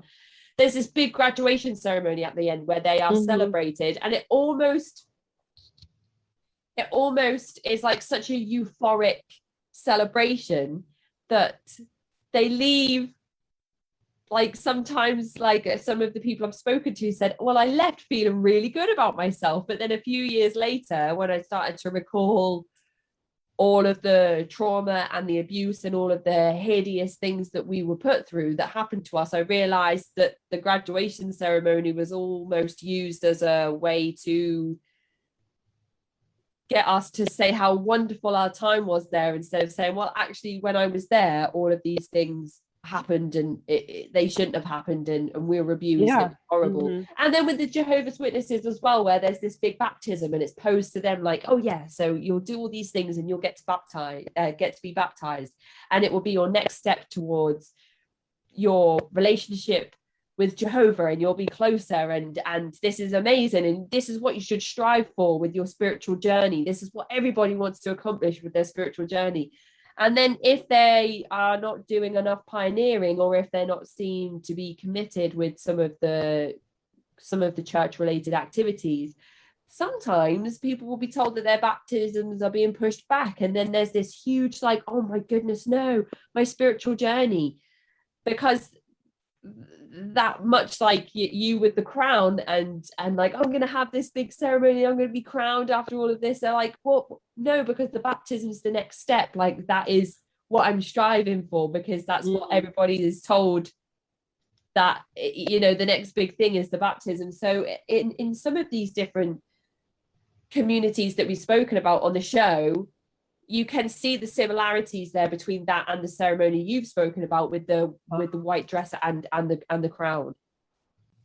Yeah, it definitely, at the time, it was like an exciting moment, I've done all of this hoop jumping. I've done all these badges. I've memorized all these verses. I've wrote an essay. I've attended all these community service events. Like, I've done all this stuff, and now I'm getting crowned. I mean, it's honestly the closest thing I can think of to what a wedding ceremony would be like, for a kid. So it felt huge at the time. And I'm like, man, like, I know what I'm doing now, and it's, I don't know. It's just like looking back at it though, when I flip through some of the stuff that we did and look at the badges, I'm like, I mean, even just reading through some of the badge names, I was like, oh my God, like, why did I even fall for that? But it's when you're told so many things, it's like, you feel excited when you get to the end of something, like, oh, I got crowned. And I don't know, at the time it felt like a big deal, but it really was a true form of indoctrination, of being brainwashed to some extent. Like, this is what we believe. This is what you should believe too, So I'm definitely with you there. So we've spoken now in depth about missionettes and this big ceremony that happens at the end, where you've gone through this next course that comes after missionettes. What about camp? What was that like? Did you get the opportunity to interact with other AG congregations at this point? Yes. So while I was in, I guess it was for middle schoolers and youth, so like teenagers. So we're looking at like preteens and teens. So youth camp was only for kids that were like 13 to 18, and it was huge. So the church that I was at was pretty darn big, and we're in a bigger city, so I mean, it made sense. But there are AG churches in other parts of North Carolina as well. So these youth camps would be held in North Carolina. You would register, you would pay, all of that. But it's an additional thing. It's not like you had to go. But I was encouraged to go back when I was in youth group. They're like, oh, everyone should go to youth camp and it'll be an amazing experience. You'll have so much fun. You'll get closer to God, like all of this. So I told my parents I wanted to go. They encouraged me to go. So I went, and I went for a few years, like a few summers in a row before I quit going. But you're there for a week, and it's AG churches from all over the state. And they house all of these kids. You get put in dorms with kids your age and that kind of stuff. There's an adult supervising. And so every day you get up, you eat breakfast. We do normal camp activities, like playing sports, swimming, relay races, stuff like that. And then you eat lunch, and then, do more stuff during the day. And then eventually, you eat dinner and you go to chapel. And it's like everything's done, in a really fun, like kid-friendly way. But when you get to chapel, that's like your normal church service. So every night we had chapel. And while it was really fun to play with other kids, a lot of it, obviously it was indoctrination, because it's all Christian. And this is when I go back to that documentary, Jesus Camp. If you ever watched it, you definitely need to watch it. The experience in Jesus Camp was very much what I experienced. So when we went to chapel, because it's an AG congregation, they could talk about stuff like baptism of the Holy Spirit and things like that, because that was so normalized. And some of these churches, these kids, this is all very normal for them. And some of them were all about it. And other kids, it's like, oh, my mom made me go. My dad made me go. But we would go to chapel, sit through the sermon, and then we'd have a worship revival type thing. And that's where things always got really wild. And I remember, the stuff that I experienced in youth camp, I'm just like, I can't believe that I turned out normal. Like, what in the world? So there's one time they had a speaker that week. It was one of the years that I went, and he did an entire sermon about speaking in tongues, about how, it was a gift from God. And if you're right with God, then he's going to give you this gift and all this stuff. And I remember him talking about it, and the sermon happened, and then we had worship. And the worship was it was like raising your hands and fun music. And then it got really intense, and you've heard the terminology altar call before, haven't you? Mm-hmm. Yes. So at the end of most services, the pastor will do an altar call where he says, are you a Christian? Are you going to go to heaven? Like all that kind of stuff. Are you 100% sure? Are you 1,000% sure? And if you're not sure, then you need to come up here and have someone pray over you and that kind of stuff. So the night that he did the altar, or the night that he talked about speaking in tongues, he did an altar call. And, there's always kids that come forward that are crying and they feel really touched. Like, oh my God, he's talking about me, kids go up, they get prayed for, the music intensifies, people are worshiping, it gets loud, they're raising their hands. How you would imagine a revival to look like just with kids, and there's so many adults there that are encouraging all that. And kids are crying and weeping, and it was a lot. And then at whatever point he's like, okay, you've said that you're a Christian now, that you've asked Jesus into your heart, you're going to get this gift of speaking in tongues, of being filled with the Holy Spirit. And it was wild. People were getting louder, and then you start hearing all this gibberish. And that's what it sounds like. It's gibberish, but this guy is like, I'm going to lay hands on you and you're going to get the gift. And boom, this kid's speaking, or you're going to be touched with the Holy Spirit, and boom, this kid is falling down and people are praying over him. It was wild, but it was like this, every night. But this one specific night I remember burned into my brain, because the whole sermon was about speaking in tongues, about what it was, about why we should believe in it, why it's a gift, why this is valid, all that kind of stuff. And they're kids, so we're believing what an adult's telling us. So anyway, it was wild. And I remember it being just so loud and so intense. And every night was like that. The next night, I think he focused on I think he just wanted to talk about us evangelizing to our friends and telling them about Jesus. And again, another altar call, and boom, it gets wild again. People are speaking in tongues, laying hands on people. And it's just a really weird experience, watching that. And I remember at one point there was this one girl that who would come, and looking back at it now, I'm pretty sure that she had some mental health things going on. But people like there was a pastor that was convinced she had demons. And so people were laying hands on her. And it was just like stuff that's happening where I'm like, we really need like a certified professional in here, like dealing with some of this stuff, because this girl she didn't have demons. She had a mental health thing. I think there was something going on with her where she needed to go to the hospital. But she was just like acting really irrational. And looking back at it, I mean, I'm not a mental health professional, but I could definitely see now as an adult, I'm like, what she really needed. It sounded like she was having some sort of episode and probably needed to go to a doctor or get some medication from a parent or whatever it was. There was one night in youth camp where they did healings.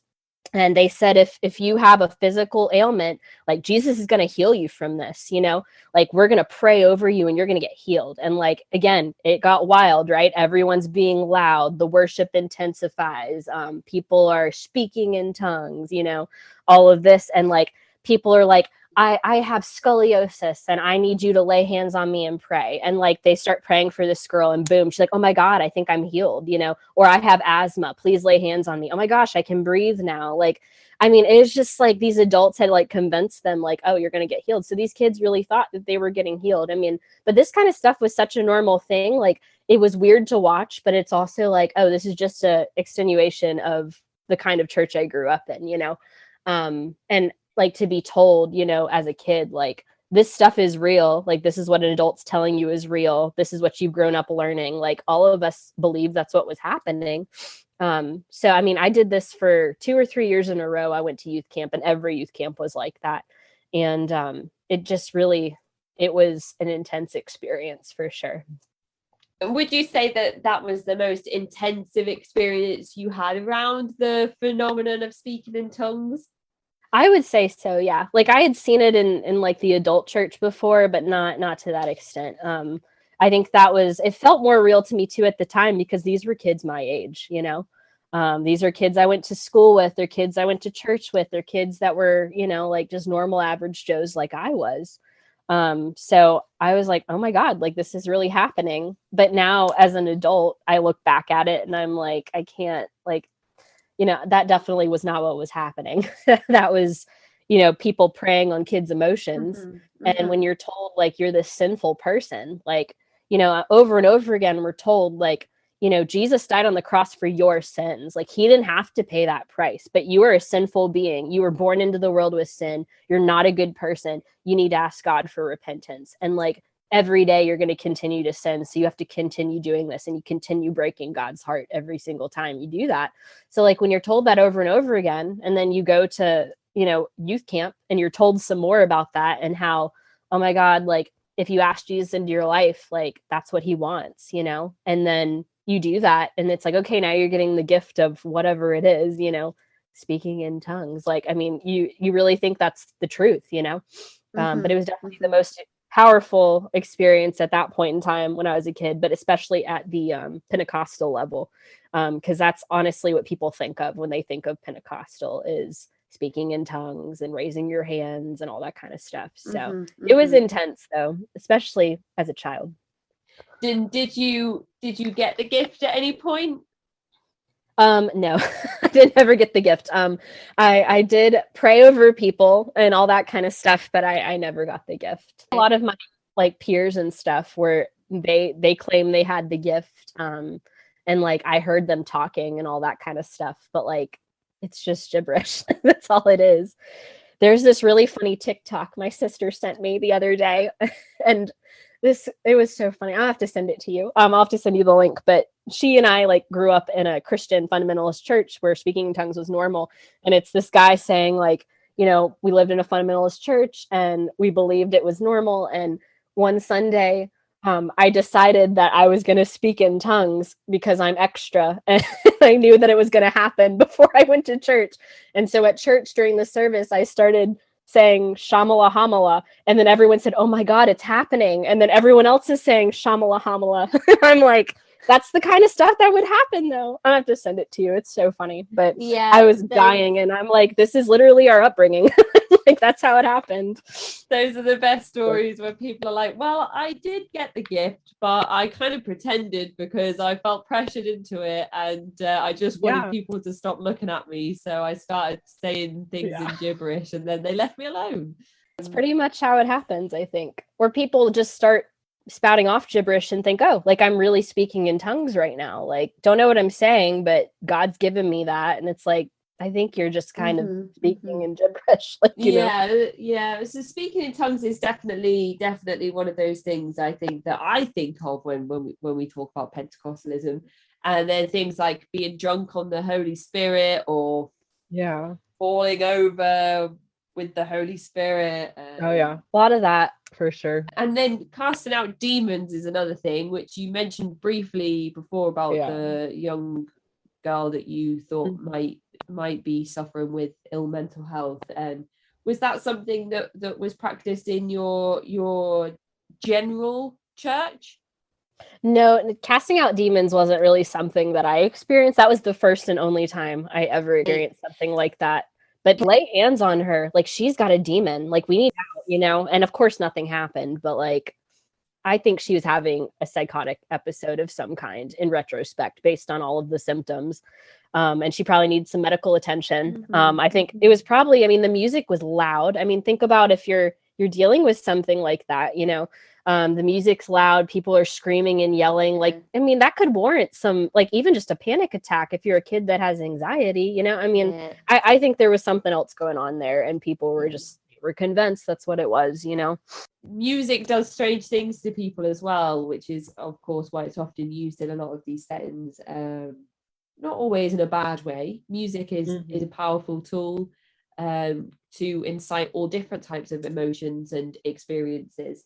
But that's why I asked if this was the type of situation where different congregations would come together, because as we know from previous episodes on this podcast, some people might have more fringe beliefs or practices in their church of the same denomination. Some people might not have ever experienced those things. So where some AG churches may be casting out demons, some others won't be. And that's why it's always important to highlight when somebody comes on the show and says, this was my experience.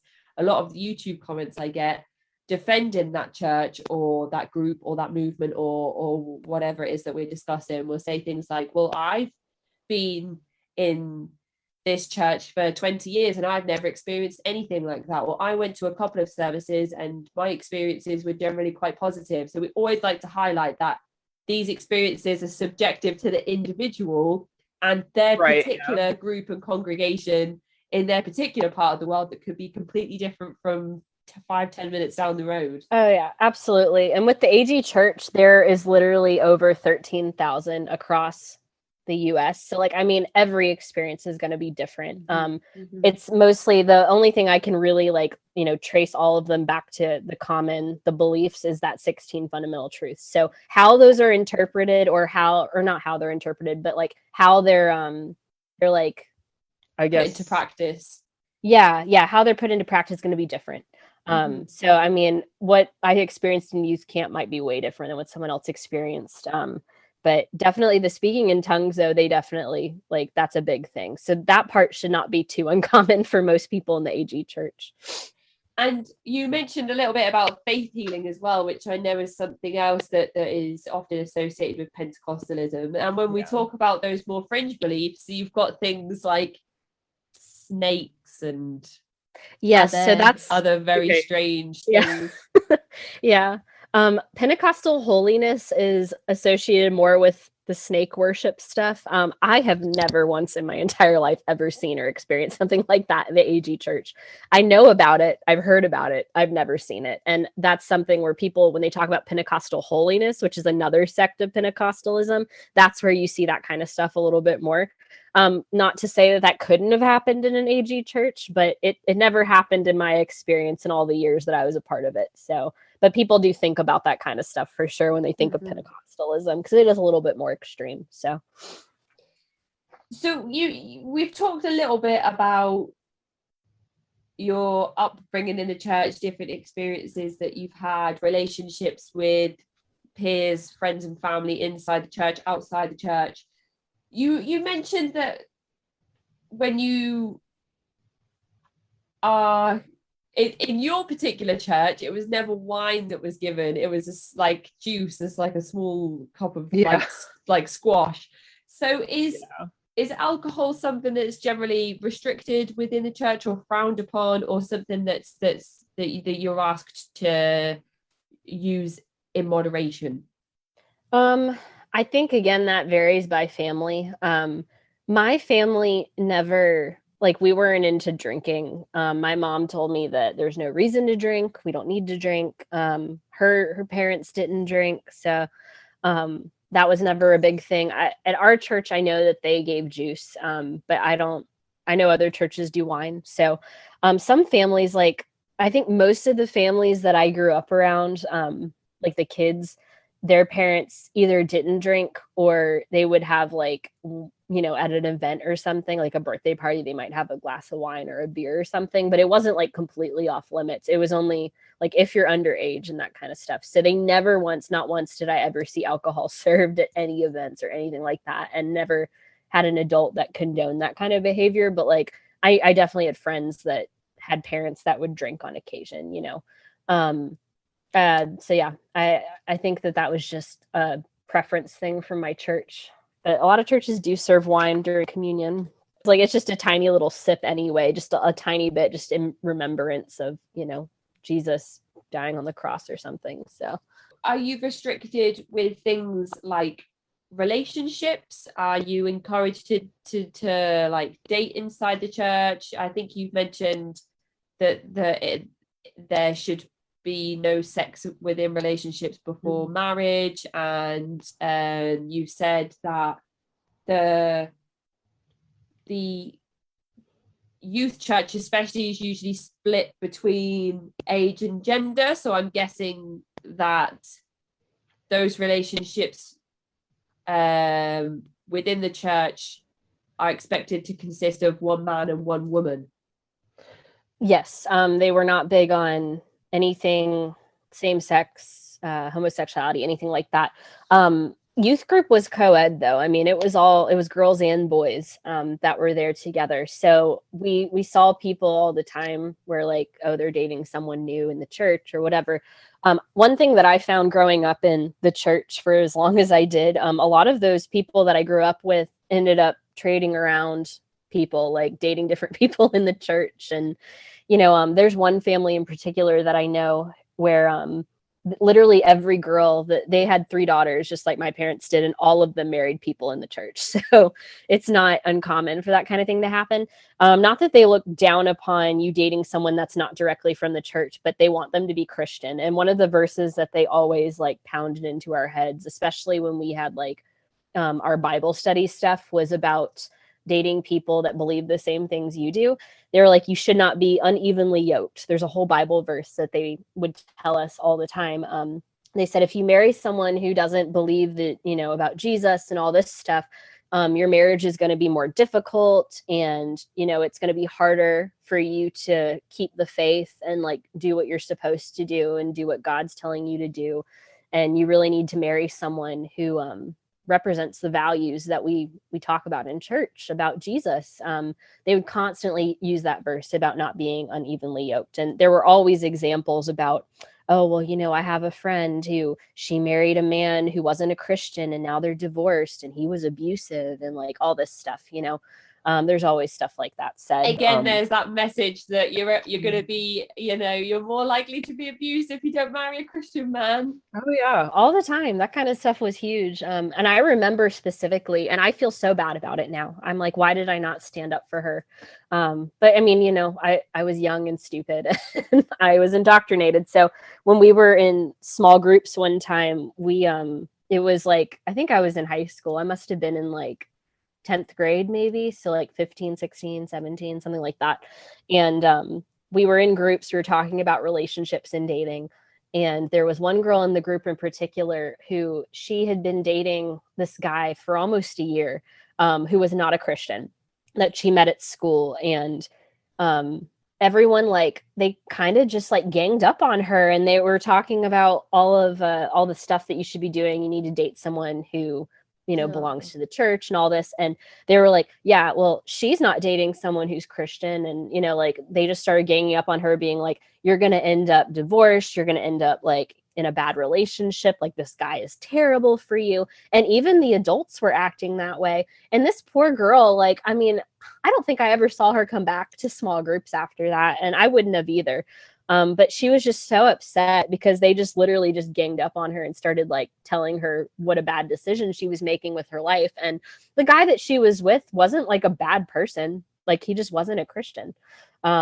And I remember sitting there and listening to all of that. And I'm like, why did I not say anything? You know, I wish I had said, like, y'all need to stop, you know, like, this is not okay. You can't talk to her like that. It's her life. You know, you're not her parent. You know, I should have said something, and I didn't. But that was very normal, like, to be told those things. And, you know, they also told us at one point, we were to be making lists of what we wanted in a man. Like, you know, yeah, I know it sounds weird, right? Like, you know, you want a man that's going to be, I mean, some of the qualities are good, right? You want somebody who's going to be a good father, a good husband, all of that, but making like a very detailed list of what kind of things that you want in a man, and praying to Jesus that, you know, God's going to provide you with this person. And they even encouraged us. One time we sat in small groups and we had to write letters to our future husband, about like what we're looking for, and, oh, God's going to provide you to us one day, and blah, blah, blah, blah, blah, you know, all that kind of stuff. And like, that being a very normal thing. And I mean, it's just, I look back at that too, and I'm like, okay, thinking of the qualities you want in a partner, totally fine. But like, making a detailed list of, you know, I mean, it's kind of like when you make a list of all this stuff that you say that you want, all these preferences, it's like you weed out so many good people too, you know? But it's just strange. It just felt strange looking back. It's kind of like looking for the perfect job, though. Like, you'll find that the job is great, money suits your qualifications, but the commute is quite long. So you're like, okay, so I'll compromise on, or maybe the commute is only around the corner. The job description fits great, but the pay's not ideal. There's never a perfect situation, and rarely I think people find themselves in an environment where they're like, wow, this is absolutely everything I could have ever hoped and dreamed for. I like everything in this situation is perfect. Like, rarely, I doubt anyway, somebody meets another person and thinks, wow, everything they do is perfect. The way they look and act and behave, and their ideals, and the way they smell, and all of these things, like, and how smart they are, and all of these qualities, you know, like, oh, the way he chews doesn't annoy me, or the way he scrapes his cutlery across the plate doesn't annoy me, or the way her hair fills up the plug hole doesn't annoy me. You know, all of these like little things that might grate on another person after being in a relationship for a long period of time. I doubt there is anybody that can say that everything in those relationships, romantic relationships or friendships or whatever they happen to be, are absolutely 100% perfect. And also, you're young adults at this age. How are you supposed to know the answers to those questions about your perfect partner? How are you, as young adults, supposed to be given life advice to this poor girl who's been dating this guy for a year? They probably don't even know themselves, you know, where they're going to be in a year's time, what they want to do when they finish school. Are they going to go on to further education? And you've got this whole group of people around that maybe have never even had a relationship in their life, or never experienced life outside the church, giving advice to this poor girl, and she's probably got no choice but to take some of that on board, even if it's just subconsciously. It's just so interesting that it's almost like, when I read about some of this at university, like the empty vessel phenomenon, where you like 1 + 1 is 2. So in your head, you're like, okay, well, 1 + 1 is 2. I've been told that. I don't need to know the theory behind it because somebody's told me that that's the answer. So now I know that. And it's almost like you've been through all of these badges and these ceremonies with the crowns and the camp and all these environments where you're told the answers to all these questions, but you're never taught to question those answers. So then you're like, well, I know the answers to those questions. You're dating a man that's not Christian, so all of these things are going to happen to you. And I don't know, just I'm doing that thing again where I can't formulate what I'm trying to say, but I hope I'm getting my point across. No, I know what you mean. Somehow. They teach you what to think.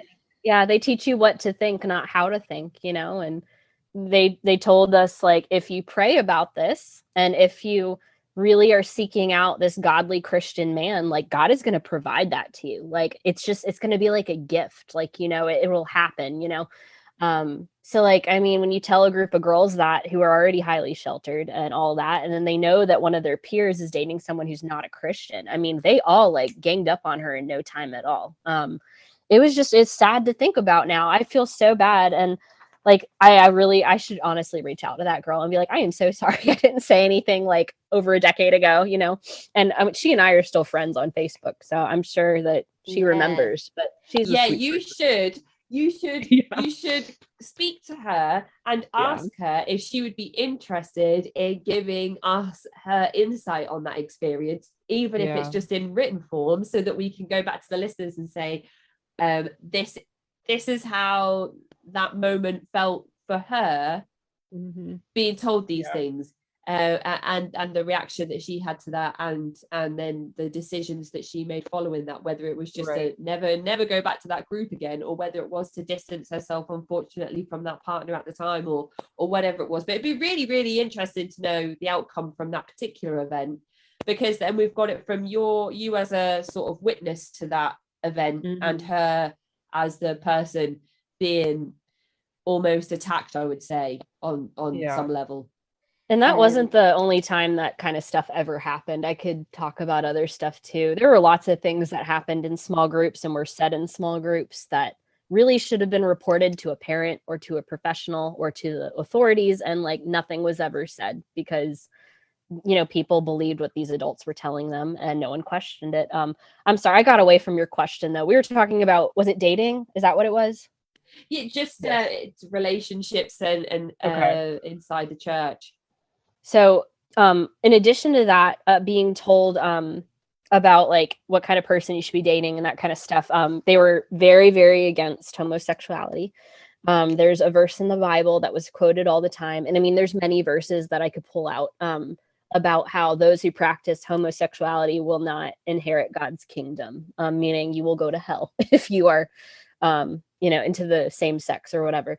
So I mean, we were told that from the beginning. And back when I was growing up, that was a much more hot topic than it is now.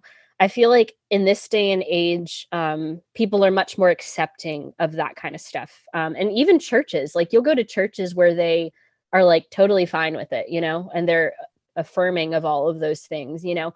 And then you have churches that are very much against it. I don't see my church or the church that I grew up in ever being like that ever. And that to me is kind of sad, because I feel like even now, like there are people that would identify as Christian who are living this kind of lifestyle that they say, but they are not attracted to the opposite sex, you know? And I'm like, does that mean that they're not going to heaven, even though they're doing what it is that you're telling them they need to do? But that was a very like taboo thing back when I was growing up. Do you remember when Rosie O'Donnell came out as gay, when all of that transpired? So in the US, it was a big deal. I don't know how it was other places, but it was just more taboo to be gay in general. And Rosie O'Donnell came out back when I was a kid. And I remember everyone talking about it and how bad it was. And like, it was just very taboo. If you had that same-sex attraction, you didn't talk about it because you didn't want people like saying anything to you. I've never been attracted to the same sex, so it's never been a thing for me. But like my sisters both like have dated girls, you know. And so that's fine. Like I love them. I just want them to be in happy, healthy relationships. I don't care about any of that stuff. And you would think that the church would be happier about that, but they just, because the Bible says X, Y, and Z, then this is what you need to do. And there was a girl I specifically remember growing up with, who was a little bit older than me. And she definitely was more of a tomboy. and like dressed more guyish and acted more guyish. And people, I remember it like buzzing around the church. There was rumors about her being gay and how that was such a big deal. And then, she graduated high school and met this guy at church. I think she went to a Christian college, but I can't remember for sure. But she met a guy and almost immediately got married and had a kid. And now she has identified as transgender. She's divorced, like all this stuff. But that's a much more accepted thing now, I feel like, than how it was then. Because then people were like, really like, oh my God, is she gay? And I don't see that church ever being accepting of anyone who practices what they believe is wrong, according to the Bible. They would never be accepting of gay couples. I know that the pastor that I had growing up, who is still the pastor of the church now, I've heard him say before that he would never marry a couple of the same sex, that he doesn't believe in it. He'll never do it. So like, I don't see that ever being a thing at our church. And it definitely wasn't when I was a kid. But I don't feel like it was something we talked about as much as kids, because that was just like, it wasn't as accepted. So the people that dealt with that stuff didn't want to talk about it because they knew that they were going to get in trouble, And you said there that, your sisters have dated same-sex individuals that you have just been happy for them to be partners with because you love them and you just want what's best for them. And as somebody from the outside looking in, I would hope that those would be the core messages that the church would be trying to convey as well, that that you're supposed to love thy neighbor and these standard pieces of doctrine that people adopt from the Bible, but then are also so quick to say, well, the Bible says that things like homosexuality are a sin, so I can't accept them because the Bible says that it's wrong. But then the Bible also says all these other things about compassion, contradictory and stuff and acceptance. Absolutely. And it's absolutely heartbreaking when we hear those stories on this podcast about people who align themselves with the LGBTQIA plus community, but are so fearful for either what their family and friends might think of them, what might happen to them in the afterlife, and all of these things that they're taught whilst they're growing up, that they don't live authentically to themselves, and they do end up in these marriages with people that they're not romantically interested in whatsoever, because they want to keep the peace, basically, which is just absolutely heartbreaking. I cannot imagine what it must be like to go through a life of such immense pressure and lying, and surely being honest with people plays into part of the Bible's overall message. I really feel for the girl I was just telling you about. I shouldn't say girl. She identifies as male now, so he. But like, I just can't imagine the pressure that he felt growing up, and like to get married to someone that probably you're not into, that you're not attracted to, to please your parents or to please the church. I mean, her or his struggle must have been tremendous, and I feel bad that, that kind of stuff happened. And even back then, though, social media was not a thing. Social media and getting any kind of information through like Tumblr or Google or whatever. So like, you didn't have the resources that you have now. Nowadays, I mean, if you're having these feelings, you can Google something or look it up on Instagram or Facebook, and other people are dealing with it too. But at the time, people didn't have those resources. So it must have been so hard to have to deal with those pressures and feeling that way and feeling so alone in the world, and not feeling like you can tell anyone about it because you're going to get judged. And that to me is so sad to think about, someone like that. And I was never friends with her. We never connected or anything, but to know that she dealt with that privately, I mean, that would be so hard. But anyway, she's okay now. I hope that there's other people too that have found closure within the church, that were dealing with things of that nature. It's unfortunate that we still hear stories today where people have come forward on the podcast and said, well, I only left my group a few months ago, and it's a lot of it is to do with their sexual orientation,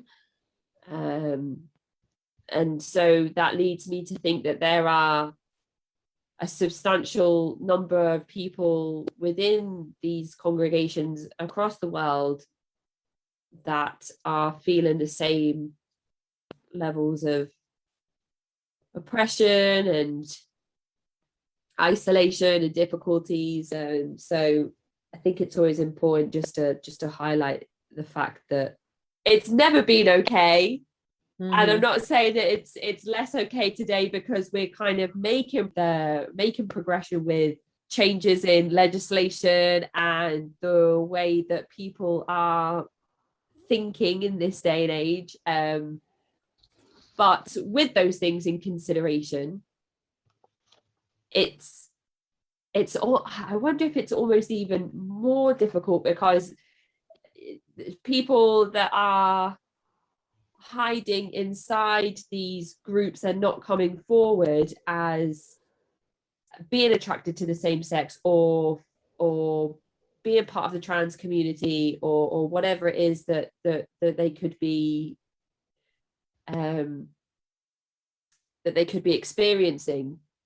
Mm-hmm. You've got things like pride parades, and you've got spaces all across the world that are reserved for celebrating that particular community group. So I wonder if, because those things didn't exist like in the way they do today 40, 50 years ago, I wonder if it could be even more difficult now for people on the inside looking out at those spaces that exist, knowing that they are not part of those spaces because their belief system restricts them in that way and their family values restrict them in that way. So yeah, just another thought that I can't manage to form. No, I understand where you're coming from for sure. It's got to be difficult.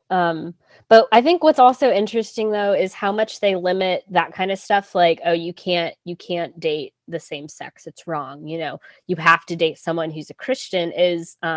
There were so many marriages that fell apart that I know of personally from the church that I grew up in, for other reasons. And they had nothing to do with that stuff. And in the Bible, they say that the only way that divorce is okay is if cheating is taking place. And even then you need to do everything you can to avoid that, but there were definitely all that kind of stuff was happening in the church, amongst different partners. And that, to me, I feel like once you've made a legal commitment to someone, if you're in a closed relationship and you're married and this is what you believe, you shouldn't be cheating on your partner, and that to me is a much bigger deal than if you happen to meet someone of the same sex that you're attracted to, who treats you right, and you're living this quote unquote godly Christian life. Like, who cares? If you're happy and you're healthy, why does it matter?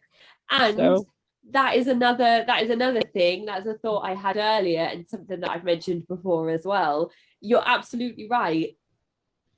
A lot of the time the guests we speak on the show who are members of the LGBTQIA plus community will often say, I felt like I was on a spiritual journey, and I would say to God, why have you made me attracted to the same sex? If it's wrong, that doesn't make sense to me. I can't, I've been, and then they go through baptisms and things to try and, to try and be closer to God and to push down those feelings that they're having towards the same sex. But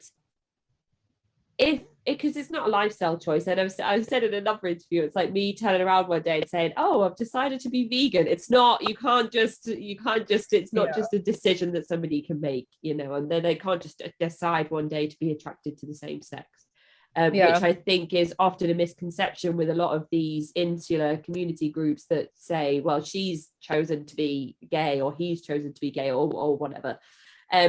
So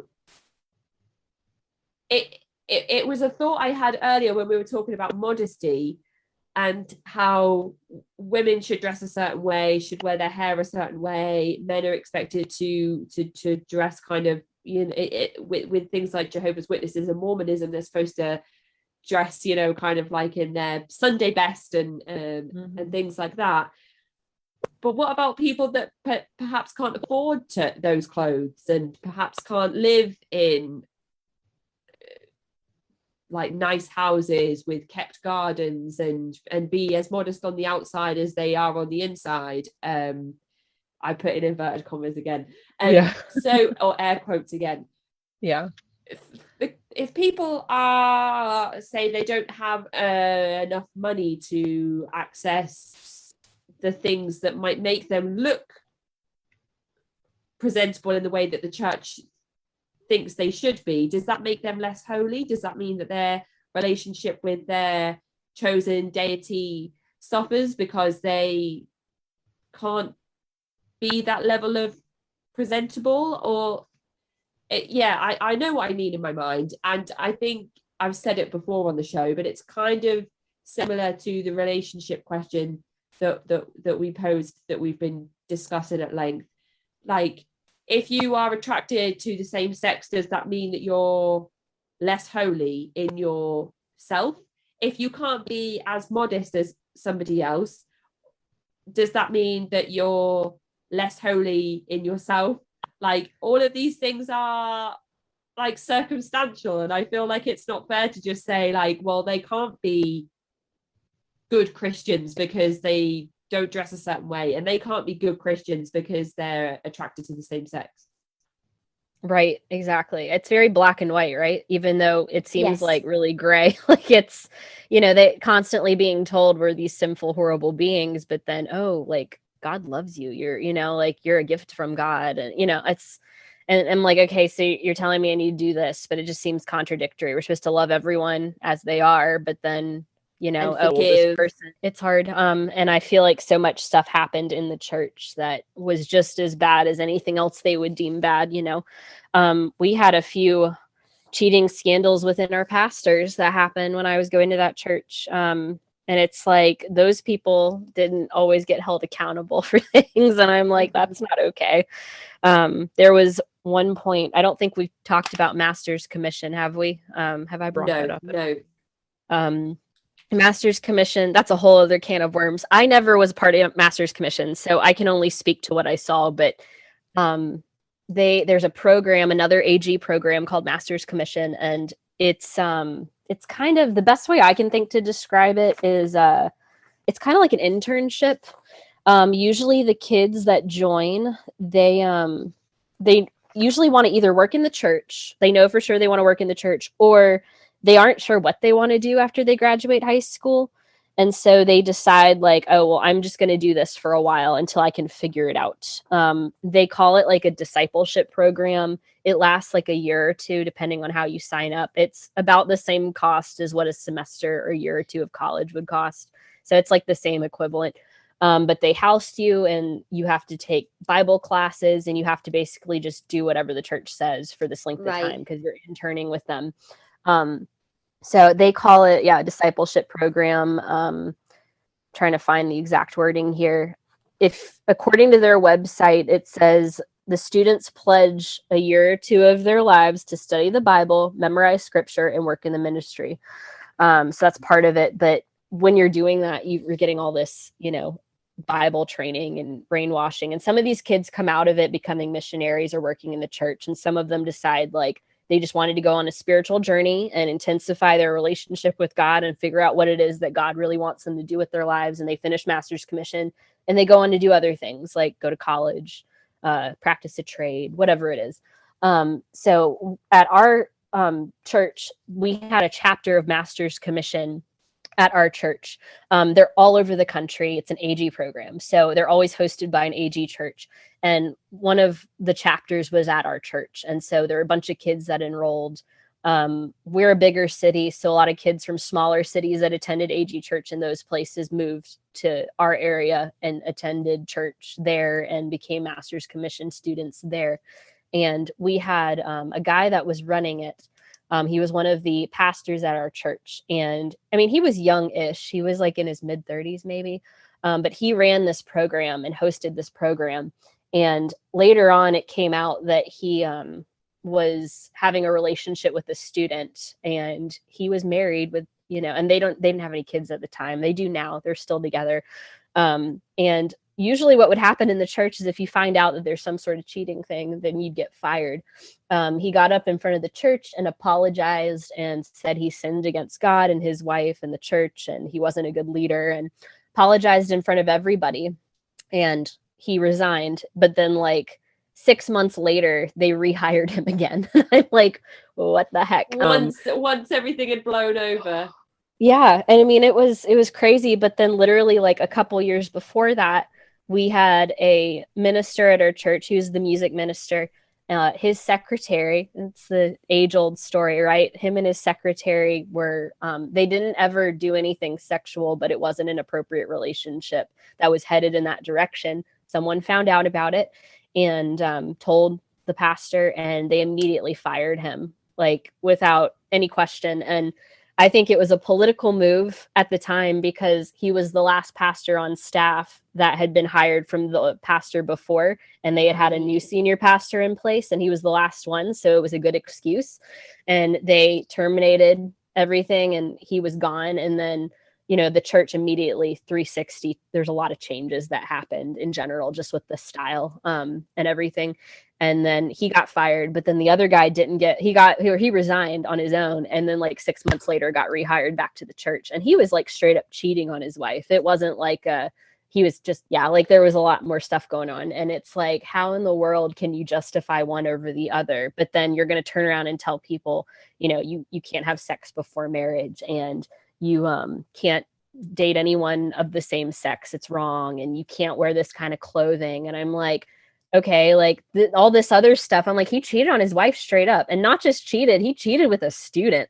In the public school system, that would never fly. And I mean, these kids are over 18, but still it's not okay. Oh yeah. So, I mean, it's all politics. And so that to me is frustrating because there were kids that needed, more than anything, they needed to be loved on, and they were not, taken care of and treated right. And I don't know, that it feels wrong. And again, things that I wish I'd said to someone back when, but it is what it is now. But that kind of stuff happened all the time. And it's still happening. And you coming forward and highlighting these things now is still going to be extremely important and will resonate with a lot of the listeners, I'm sure. As some of the previous Pentecostal coverage we've done on the show, you've said kind of resonated with yourself when you listened to it. Some of the things you said you found, you identified with. Right. But it is right with what you've just said there. Lots of questionable things happening in terms of the termination of employment and then the re-employment. Right. And the message being given to people that if you marry outside of the church, your relationship might not be successful. You're more likely to be cheated on or have these horrible experiences that you've just said there, you've experienced firsthand, have happened with people that have married other Christians. Just your religious affiliation can't protect you from those things that happen. Is that your partner? Yeah, it's my fiance. He's just being goofy. He wanted to see if he was just checking on me, but he was making goofy faces. I'm sure he's probably heard all of this before, hasn't he? So that's a little bit. He told me, he's like, I feel like you tell me all the time, whenever I say something and you don't know a movie reference. This is another thing. I wasn't allowed to ever watch secular movies and stuff like that, or secular music. And I was just so sheltered. Sometimes he mentions pop culture references that I have no idea what he's talking about, So I say stuff and I'm like, I have no idea what that is. And he's like, you haven't seen this movie? Or, oh my God, you don't know this band? And I'm like, no, I can't possibly catch up on 20 years worth of stuff, So I say stuff like that. And to him, it's like, oh, Cameron just isn't into this. And it's like, no. Cameron grew up in a cult, So for him, I think he told me he wants to listen to this podcast because he says he'll feel like he has better insight into what kind of stuff I dealt with, because he was not there for it at all. He has no idea. And he didn't grow up in a religious background at all.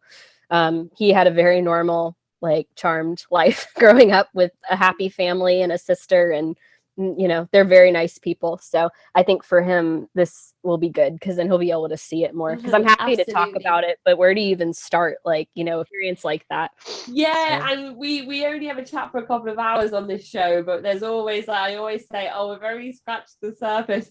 But it must be quite exciting for him in some ways when he has his favorite film franchises and TV series and books, and he's like, you've never seen this film series? That's what we're doing this week. We're going to sit down and we're going to binge all of these things that I love, because you've got no reference to say whether you And some things I feel like I'm so far behind on at this point, like it won't mean the same thing that it would when I was a kid. Like I used to be an English teacher before I did hair.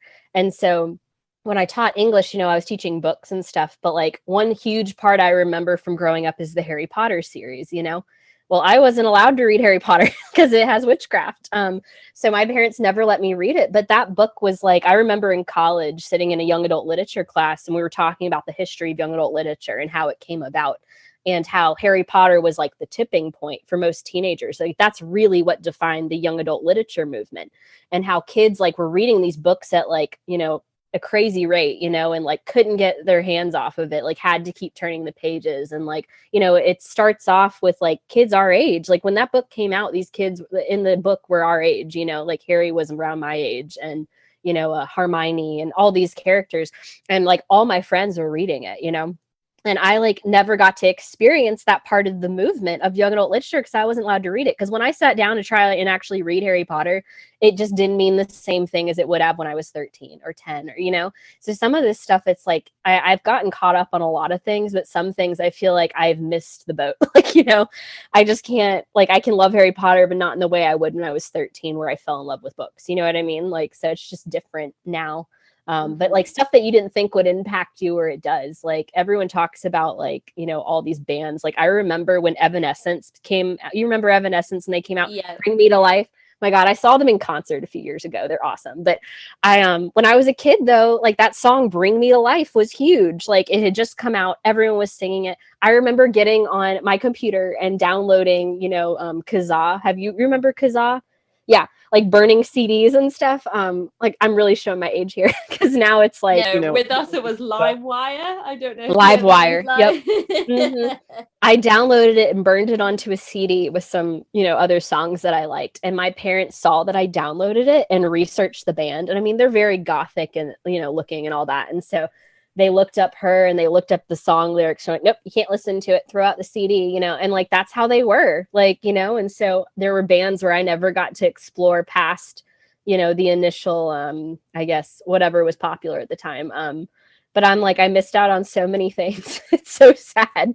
But I remember that specifically because I was so mad because I loved the song, had no idea what it meant or anything like that. But it wasn't like a bad song, But yeah, like I've missed so many things now as an adult. I think a lot of us at the time didn't really know what the song meant. It was just like a banger. Yeah, catchy. Everybody would be singing it. Mm-hmm. But you obviously you are making up for lost time in some aspects because you just mentioned there that you went to see them in concert. Yeah. Like as an adult now, like, I mean, I can appreciate things to some extent. Like, as an adult, I listen to Evanescence. Didn't listen to it as a kid. I really didn't even know who they were until I graduated. There's you probably heard of Katy Perry, right? Katy Perry grew up in a very fundamentalist Christian church, and she talks about how she didn't know any major bands, even now as a pop culture icon. She's like, I knew none of that stuff until after high school because I was so sheltered. She's like, I think I only really knew the Beatles is what I read somewhere. She's like, that was the only band I knew. And I'm like, I can identify with that. Like I had no idea. It's like when you hear about celebrities that had those types of upbringings and you're thinking, well, how did they even like realize that they had an interest in music or like were, picked up instruments quickly? And it's because her parents encouraged her to take part in church related activities that were that involved singing in the church choir and playing in the church band and traveling with the church group that went to perform in other schools and stuff. So it's definitely interesting when you hear about those famous people that you think, wow, she's so commercial. She must have got all of her influences from other commercial artists that she knew while she was growing up. But no, not quite so much. Right, exactly. But yeah, I had a sheltered upbringing, and once in a while it shows when I'm trying to watch movies or something with my fiance Aaron. But yeah, it's funny. We've been through almost all of the questions now. One of the things I did want to go over before we kind of move on to how, why, and when you left the church is any notable memories or experiences that you had during your time in the church that you wanted to mention. Now, you've talked a little bit about the LGBT community and people that you know that were in the church that would have fallen into that community group. You've spoken a little bit about some dodgy dealings with some pastors and infidelity. I didn't know if they were the types of experiences that you would have mentioned, or if there are any other experiences that you may have made a note of that you wanted to discuss. For me personally, I feel like a lot of this stuff was stuff that I saw or stuff that I heard about. It wasn't stuff that happened to me. I honestly can't say that I ever dealt with any physical abuse within the church, which I'm very lucky. And I never dealt with rape or any of that kind of thing. I did hear stuff about it, but I never did. And even now, I feel like this kind of stuff is coming to a head because there are things in other churches in my area that I've heard about. If you Google, it comes right up, that kind of thing. Like we were talking about how, your parents saying that you can only hang out with church friends and things like that. But I feel like a lot of the kids that the families that they put us around, sometimes they were not good people either, there is one experience I remember, and I was not a part of it. It was one of my best friends growing up in the church. Her little brother was best friends with another family in the church. And so her family would hang out with their family. And she told me about how years and years and years later, as an adult, how her brother told her that one of the kid that he would hang out with was like touching him inappropriately and doing stuff like that. And I mean, that was not the first time I'd heard of things like that. There's a girl I grew up with who claims that this kid that she knew in the church and grew up with forever, that she had been sexually touched and all this stuff from him, and it was not consensual. I mean, there's all kinds of things like that. I personally haven't dealt with it in that regard, but it's frustrating just because I feel like some of that stuff should have been addressed, or maybe people knew about it already and just didn't choose to say anything. But that's frustrating to me. I think we talked a little bit about small groups, the Bible study type thing, where there were things that were said and talked about in small groups that I felt like should have been addressed with other adults, or at least with the parents of some of these kids.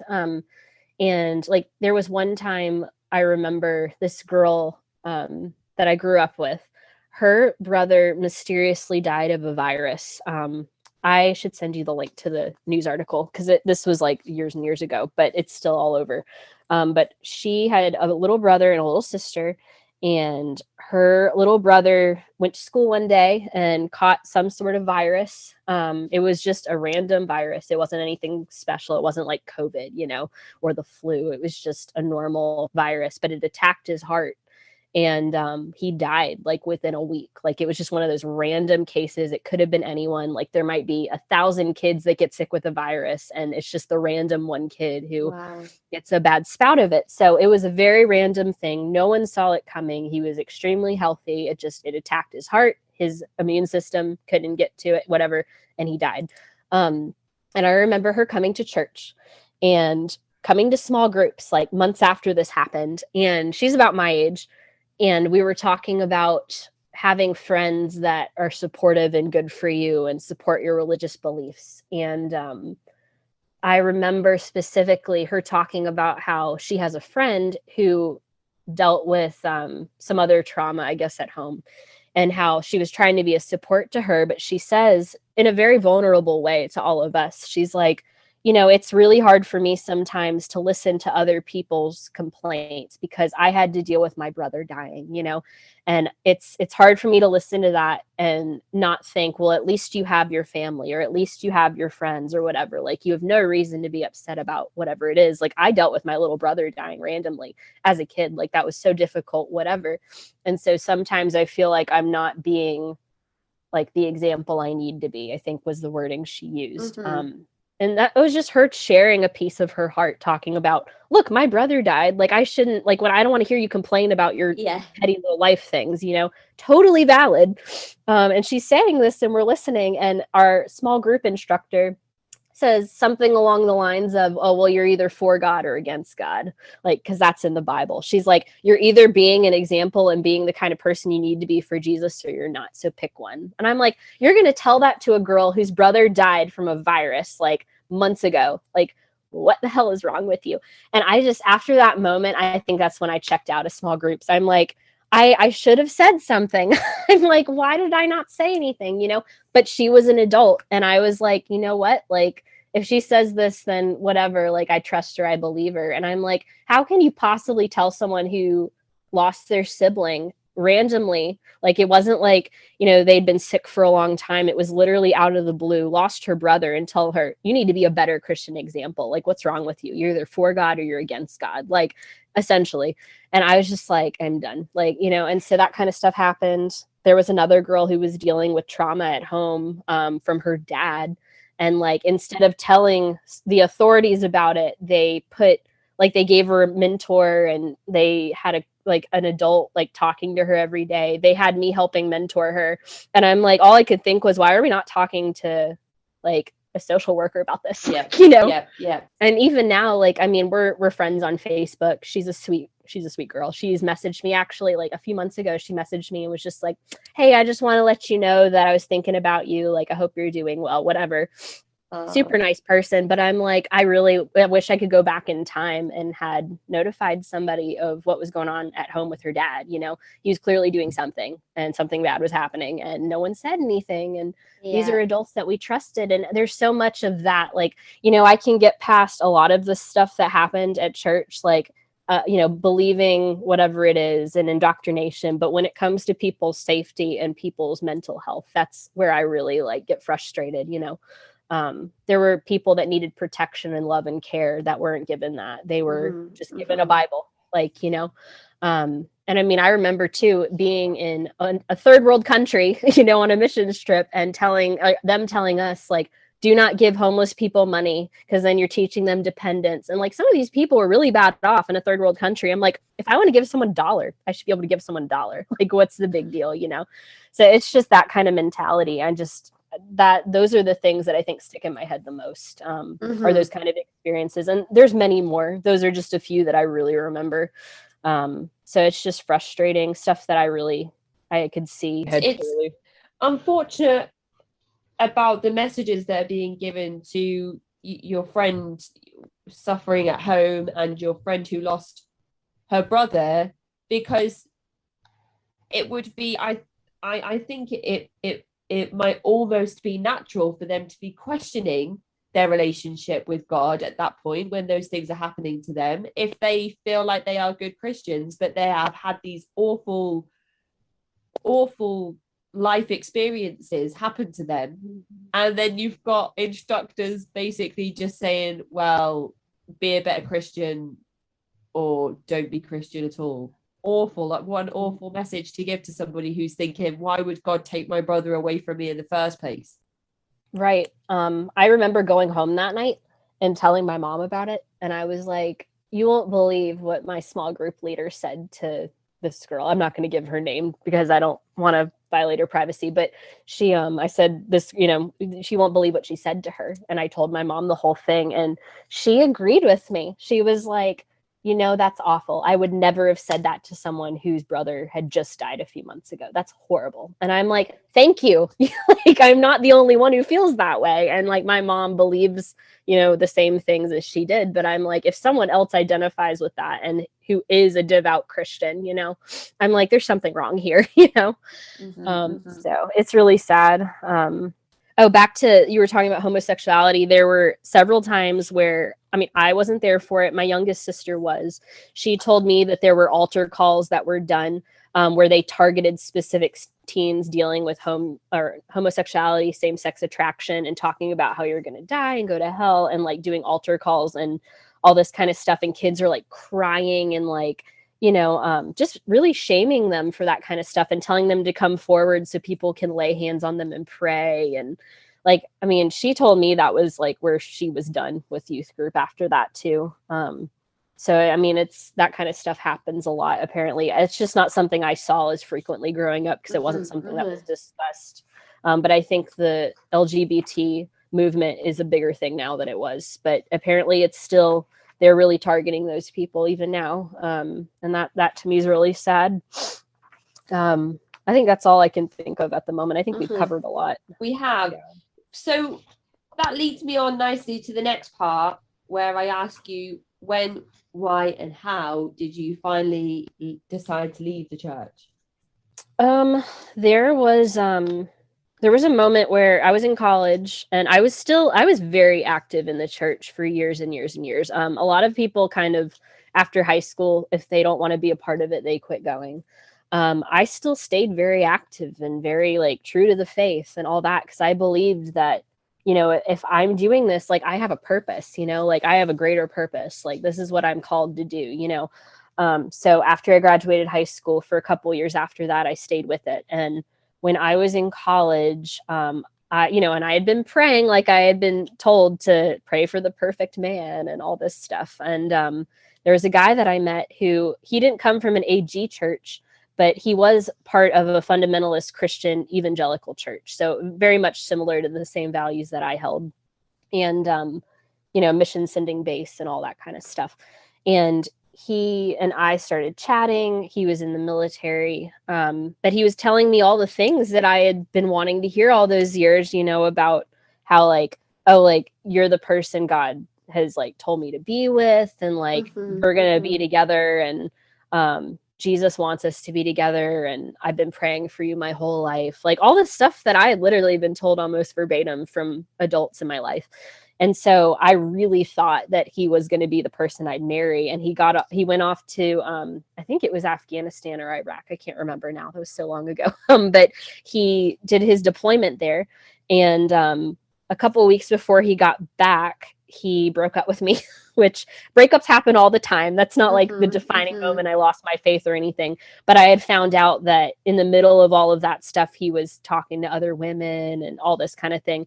And I think at that point I'd seen so many other things. Like after that moment, I was like, I literally did everything that was told of me. For what I was told, I like said that your mission in life is to be a wife and a mother and live a godly life and all this stuff. And this man was telling me all the things that I had really been praying for all those years. And then to find out it was all a lie, So after we had dated, I think it was almost a year and a half.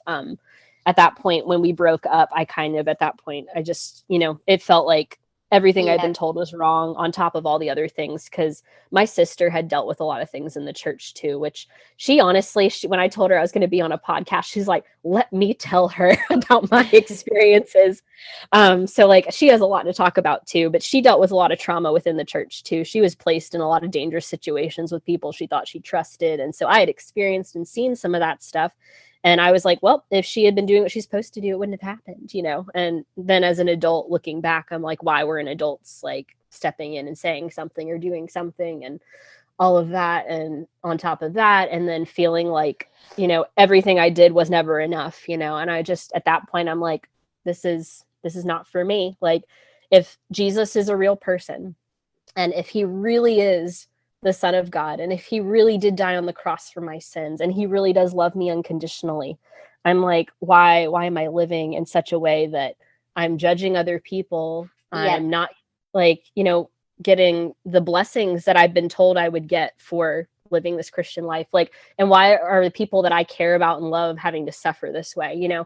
So at that point I was like, that's what really made me question. And I think it was the accumulation of all of that. So I just quit going to church. I was done. And that was that for me. And I do hang out with some of those people still. Some of my friends, I've got a few close friends that I still talk to that have left the church as well. And some people that are still active in the church, and they know where I stand, Yeah. It's not like I've been shunned. I can still walk in there or anything. But, some of those people are very active still, and some of them are not. And I still have friends from the church that I grew up with and who still live here. But at that point, I was over it. And I told my parents that too. I'm like, I'm done trying to live this life. And, my parents, I don't think are in the happiest marriage, but they think they're doing what God told them to do, and divorce isn't right, and they're never going to break up. And, there's lots of other families like that. And so I don't know. But then I've got people that I know, like my grandfather is like the nicest human being on the planet. And he is like the embodiment of what I would imagine a good Christian to be, And I'm like, if every single person in the church was like my grandfather, I mean, sign me up, like there's just not enough people like that. I feel like it gets muddled with, not just, if you think about religion, I guess, as a whole, it gives people a purpose, and it creates a framework for a lot of good to happen in the world if done the right way. But I think a lot of people lose their way, whether or not what they're believing is real. Like, you can be a good person, and whatever makes you a good person, that's great, but I think so many people get so stuck on, this is what I believe, this is what's right and wrong. It turns into this big cult-like experience. And that to me is what's really sad. And I felt like after all of that, all the stuff I had done, I was like, I need to get out. Like, I could finally see what I was dealing with, Yeah, I think you've summed it up perfectly there. And what a great thing to happen to your mind for you to take that step back and be like, hang on a minute, why do I want to be involved in something that is making people in my life miserable, that isn't doing all of it? Like, why am I don't want to judge people. I don't want that to be part of my everyday life. Why am I in a place that encourages that type of thinking, that encourages that type of behavior?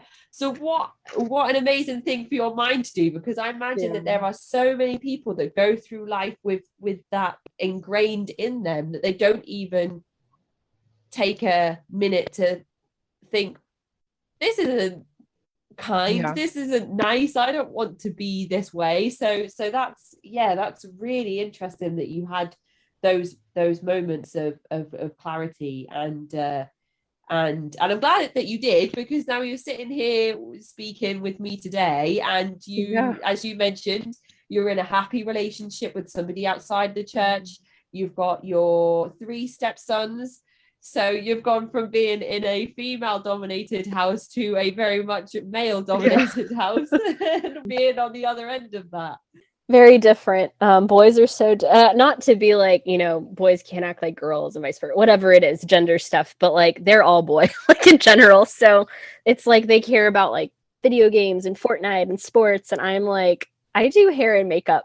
Like I don't know any of this stuff. So I'm constantly getting schooled in boy stuff all the time. But if any of them was to come to you and have an interest in those things, then you'd be there to support them with that, which is absolutely fantastic. One thing I've noticed about having a son is that they're just so busy all the time. They never stop. He's always busy. He's like, oh, this toy, and then this toy, and then this toy, and then climb up on this sofa, and then climb up on this table, and then go back over to this toy. And he just doesn't stop. And I think, like, I'd love to just know what was going through his like little mind all the time, because he's so small and he just teeters around everywhere. And so I find it absolutely fascinating to watch him. And I do wonder how different my daughter will be, if she'll be different, because one thing all the mums tell me at the play groups I take my son to is, oh, boys, they never stop, they're always on the go. And that is so true with him so far. So that will be exciting to see if that sticks as my daughter gets older. But the last thing I had to ask you before we finish today is if there is anything you would like to add that you think we have missed.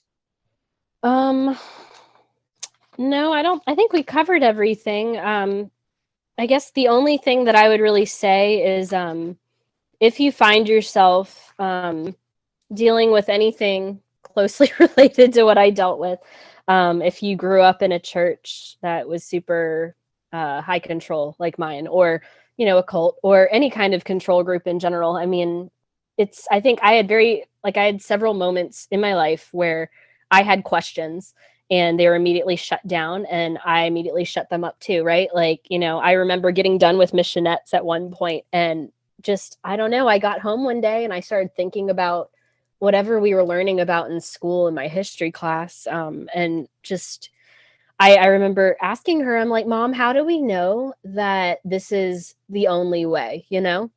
And she was just like, what do you mean? I was like, how do we know that this religion is the only religion? Like, how do we know that we're right, you know? And her immediately being like appalled that I'd even ask, you know, like, oh my God, like, how can you even question that? Like, what kind of Christian are you, you know? And immediately just being like, oh my God, how could I ask that? Like, what, you know, and just immediately shutting up my head, you know, and stuff like that. And I would hope that for anyone that they would question everything from the beginning, you know, not question it like as in, you know, like, am I living my entire life wrong? But just like, am I being controlled in any way, you know, are my thoughts being determined by another person? Because I feel like so much of my life I can't believe I spent 23 years of my life living that way. And now I'm like, I live a completely different life now. And I'm like, why didn't I not question anything?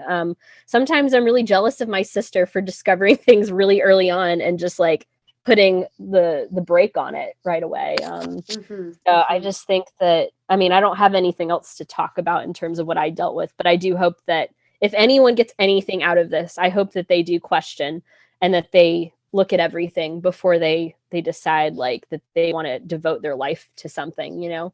And that's with anything. I think the one piece of advice I would say that was given to me in small group that I still think about today is, if you can't put your heart into it, take yourself out of it, you know?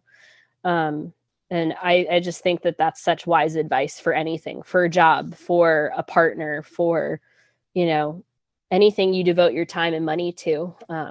So I think that that's huge in general. What you've said there is some very important advice for people that could be listening in similar situations. They are very important to reiterate when we get the chance. Always promote critical thinking, always promote researching particular groups, whether you're thinking about joining them or whether you've been a part of them since you were born. Use the internet and the tools available in terms of researching not just the propaganda that these groups show you on the surface, but other reading materials that are available from people who may be labeled apostates, who have left these types of groups. Read as much as you can, and always question. If you second guess something, if you feel like something is a red flag, if you have any seed of doubt, then explore that further. There's nothing wrong with that. There's nothing wrong with having a thought and pursuing it to see where it takes you. As you said there, shutting down those thoughts may have lengthened your journey with the church, when your sister may have explored those thoughts and arrived at the fact that she's probably atheist at a young age, and that's okay. Yep, definitely. Fantastic. So critical thinking, research, read and question all the time. That's what we're ended on today, and I think that's sound great advice, Cameron. So thank you so much for coming on the show today, for telling us about your life in the church and life outside of the church, which has led you to this wonderful relationship, and that you are fine, happy and healthy outside of your high demanding controlling group, and a great example of what may lie on the outside of one of these groups. So thank you so much for your time today, Cameron, for coming and joining us. I really appreciate you coming and sharing your story. Absolutely. Thank you so much for having me today and for listening to my story. But yeah, I really enjoy your podcast, and I'm glad that I was able to contribute. Absolutely. Yeah, I'm going to go off now, and I'm going to watch me some Jesus Camp. You should. It's only like an hour and a half, so it's really interesting. Yeah, I think it's on YouTube or something. It's written here on my to-do list, Jesus Camp. So that's going to be me for the rest of the evening. So thank you so much, Cameron. I really hope you enjoy the rest of your day. You too. You have a good night. Bye-bye. Bye. That is the end of this week's episode. If you'd like to get in touch, you can find me at cultvaultpodcast@gmail.com or find me on Twitter and Instagram at cultvaultpod. I'm your speaker, Casey, and this has been the Cult Vault.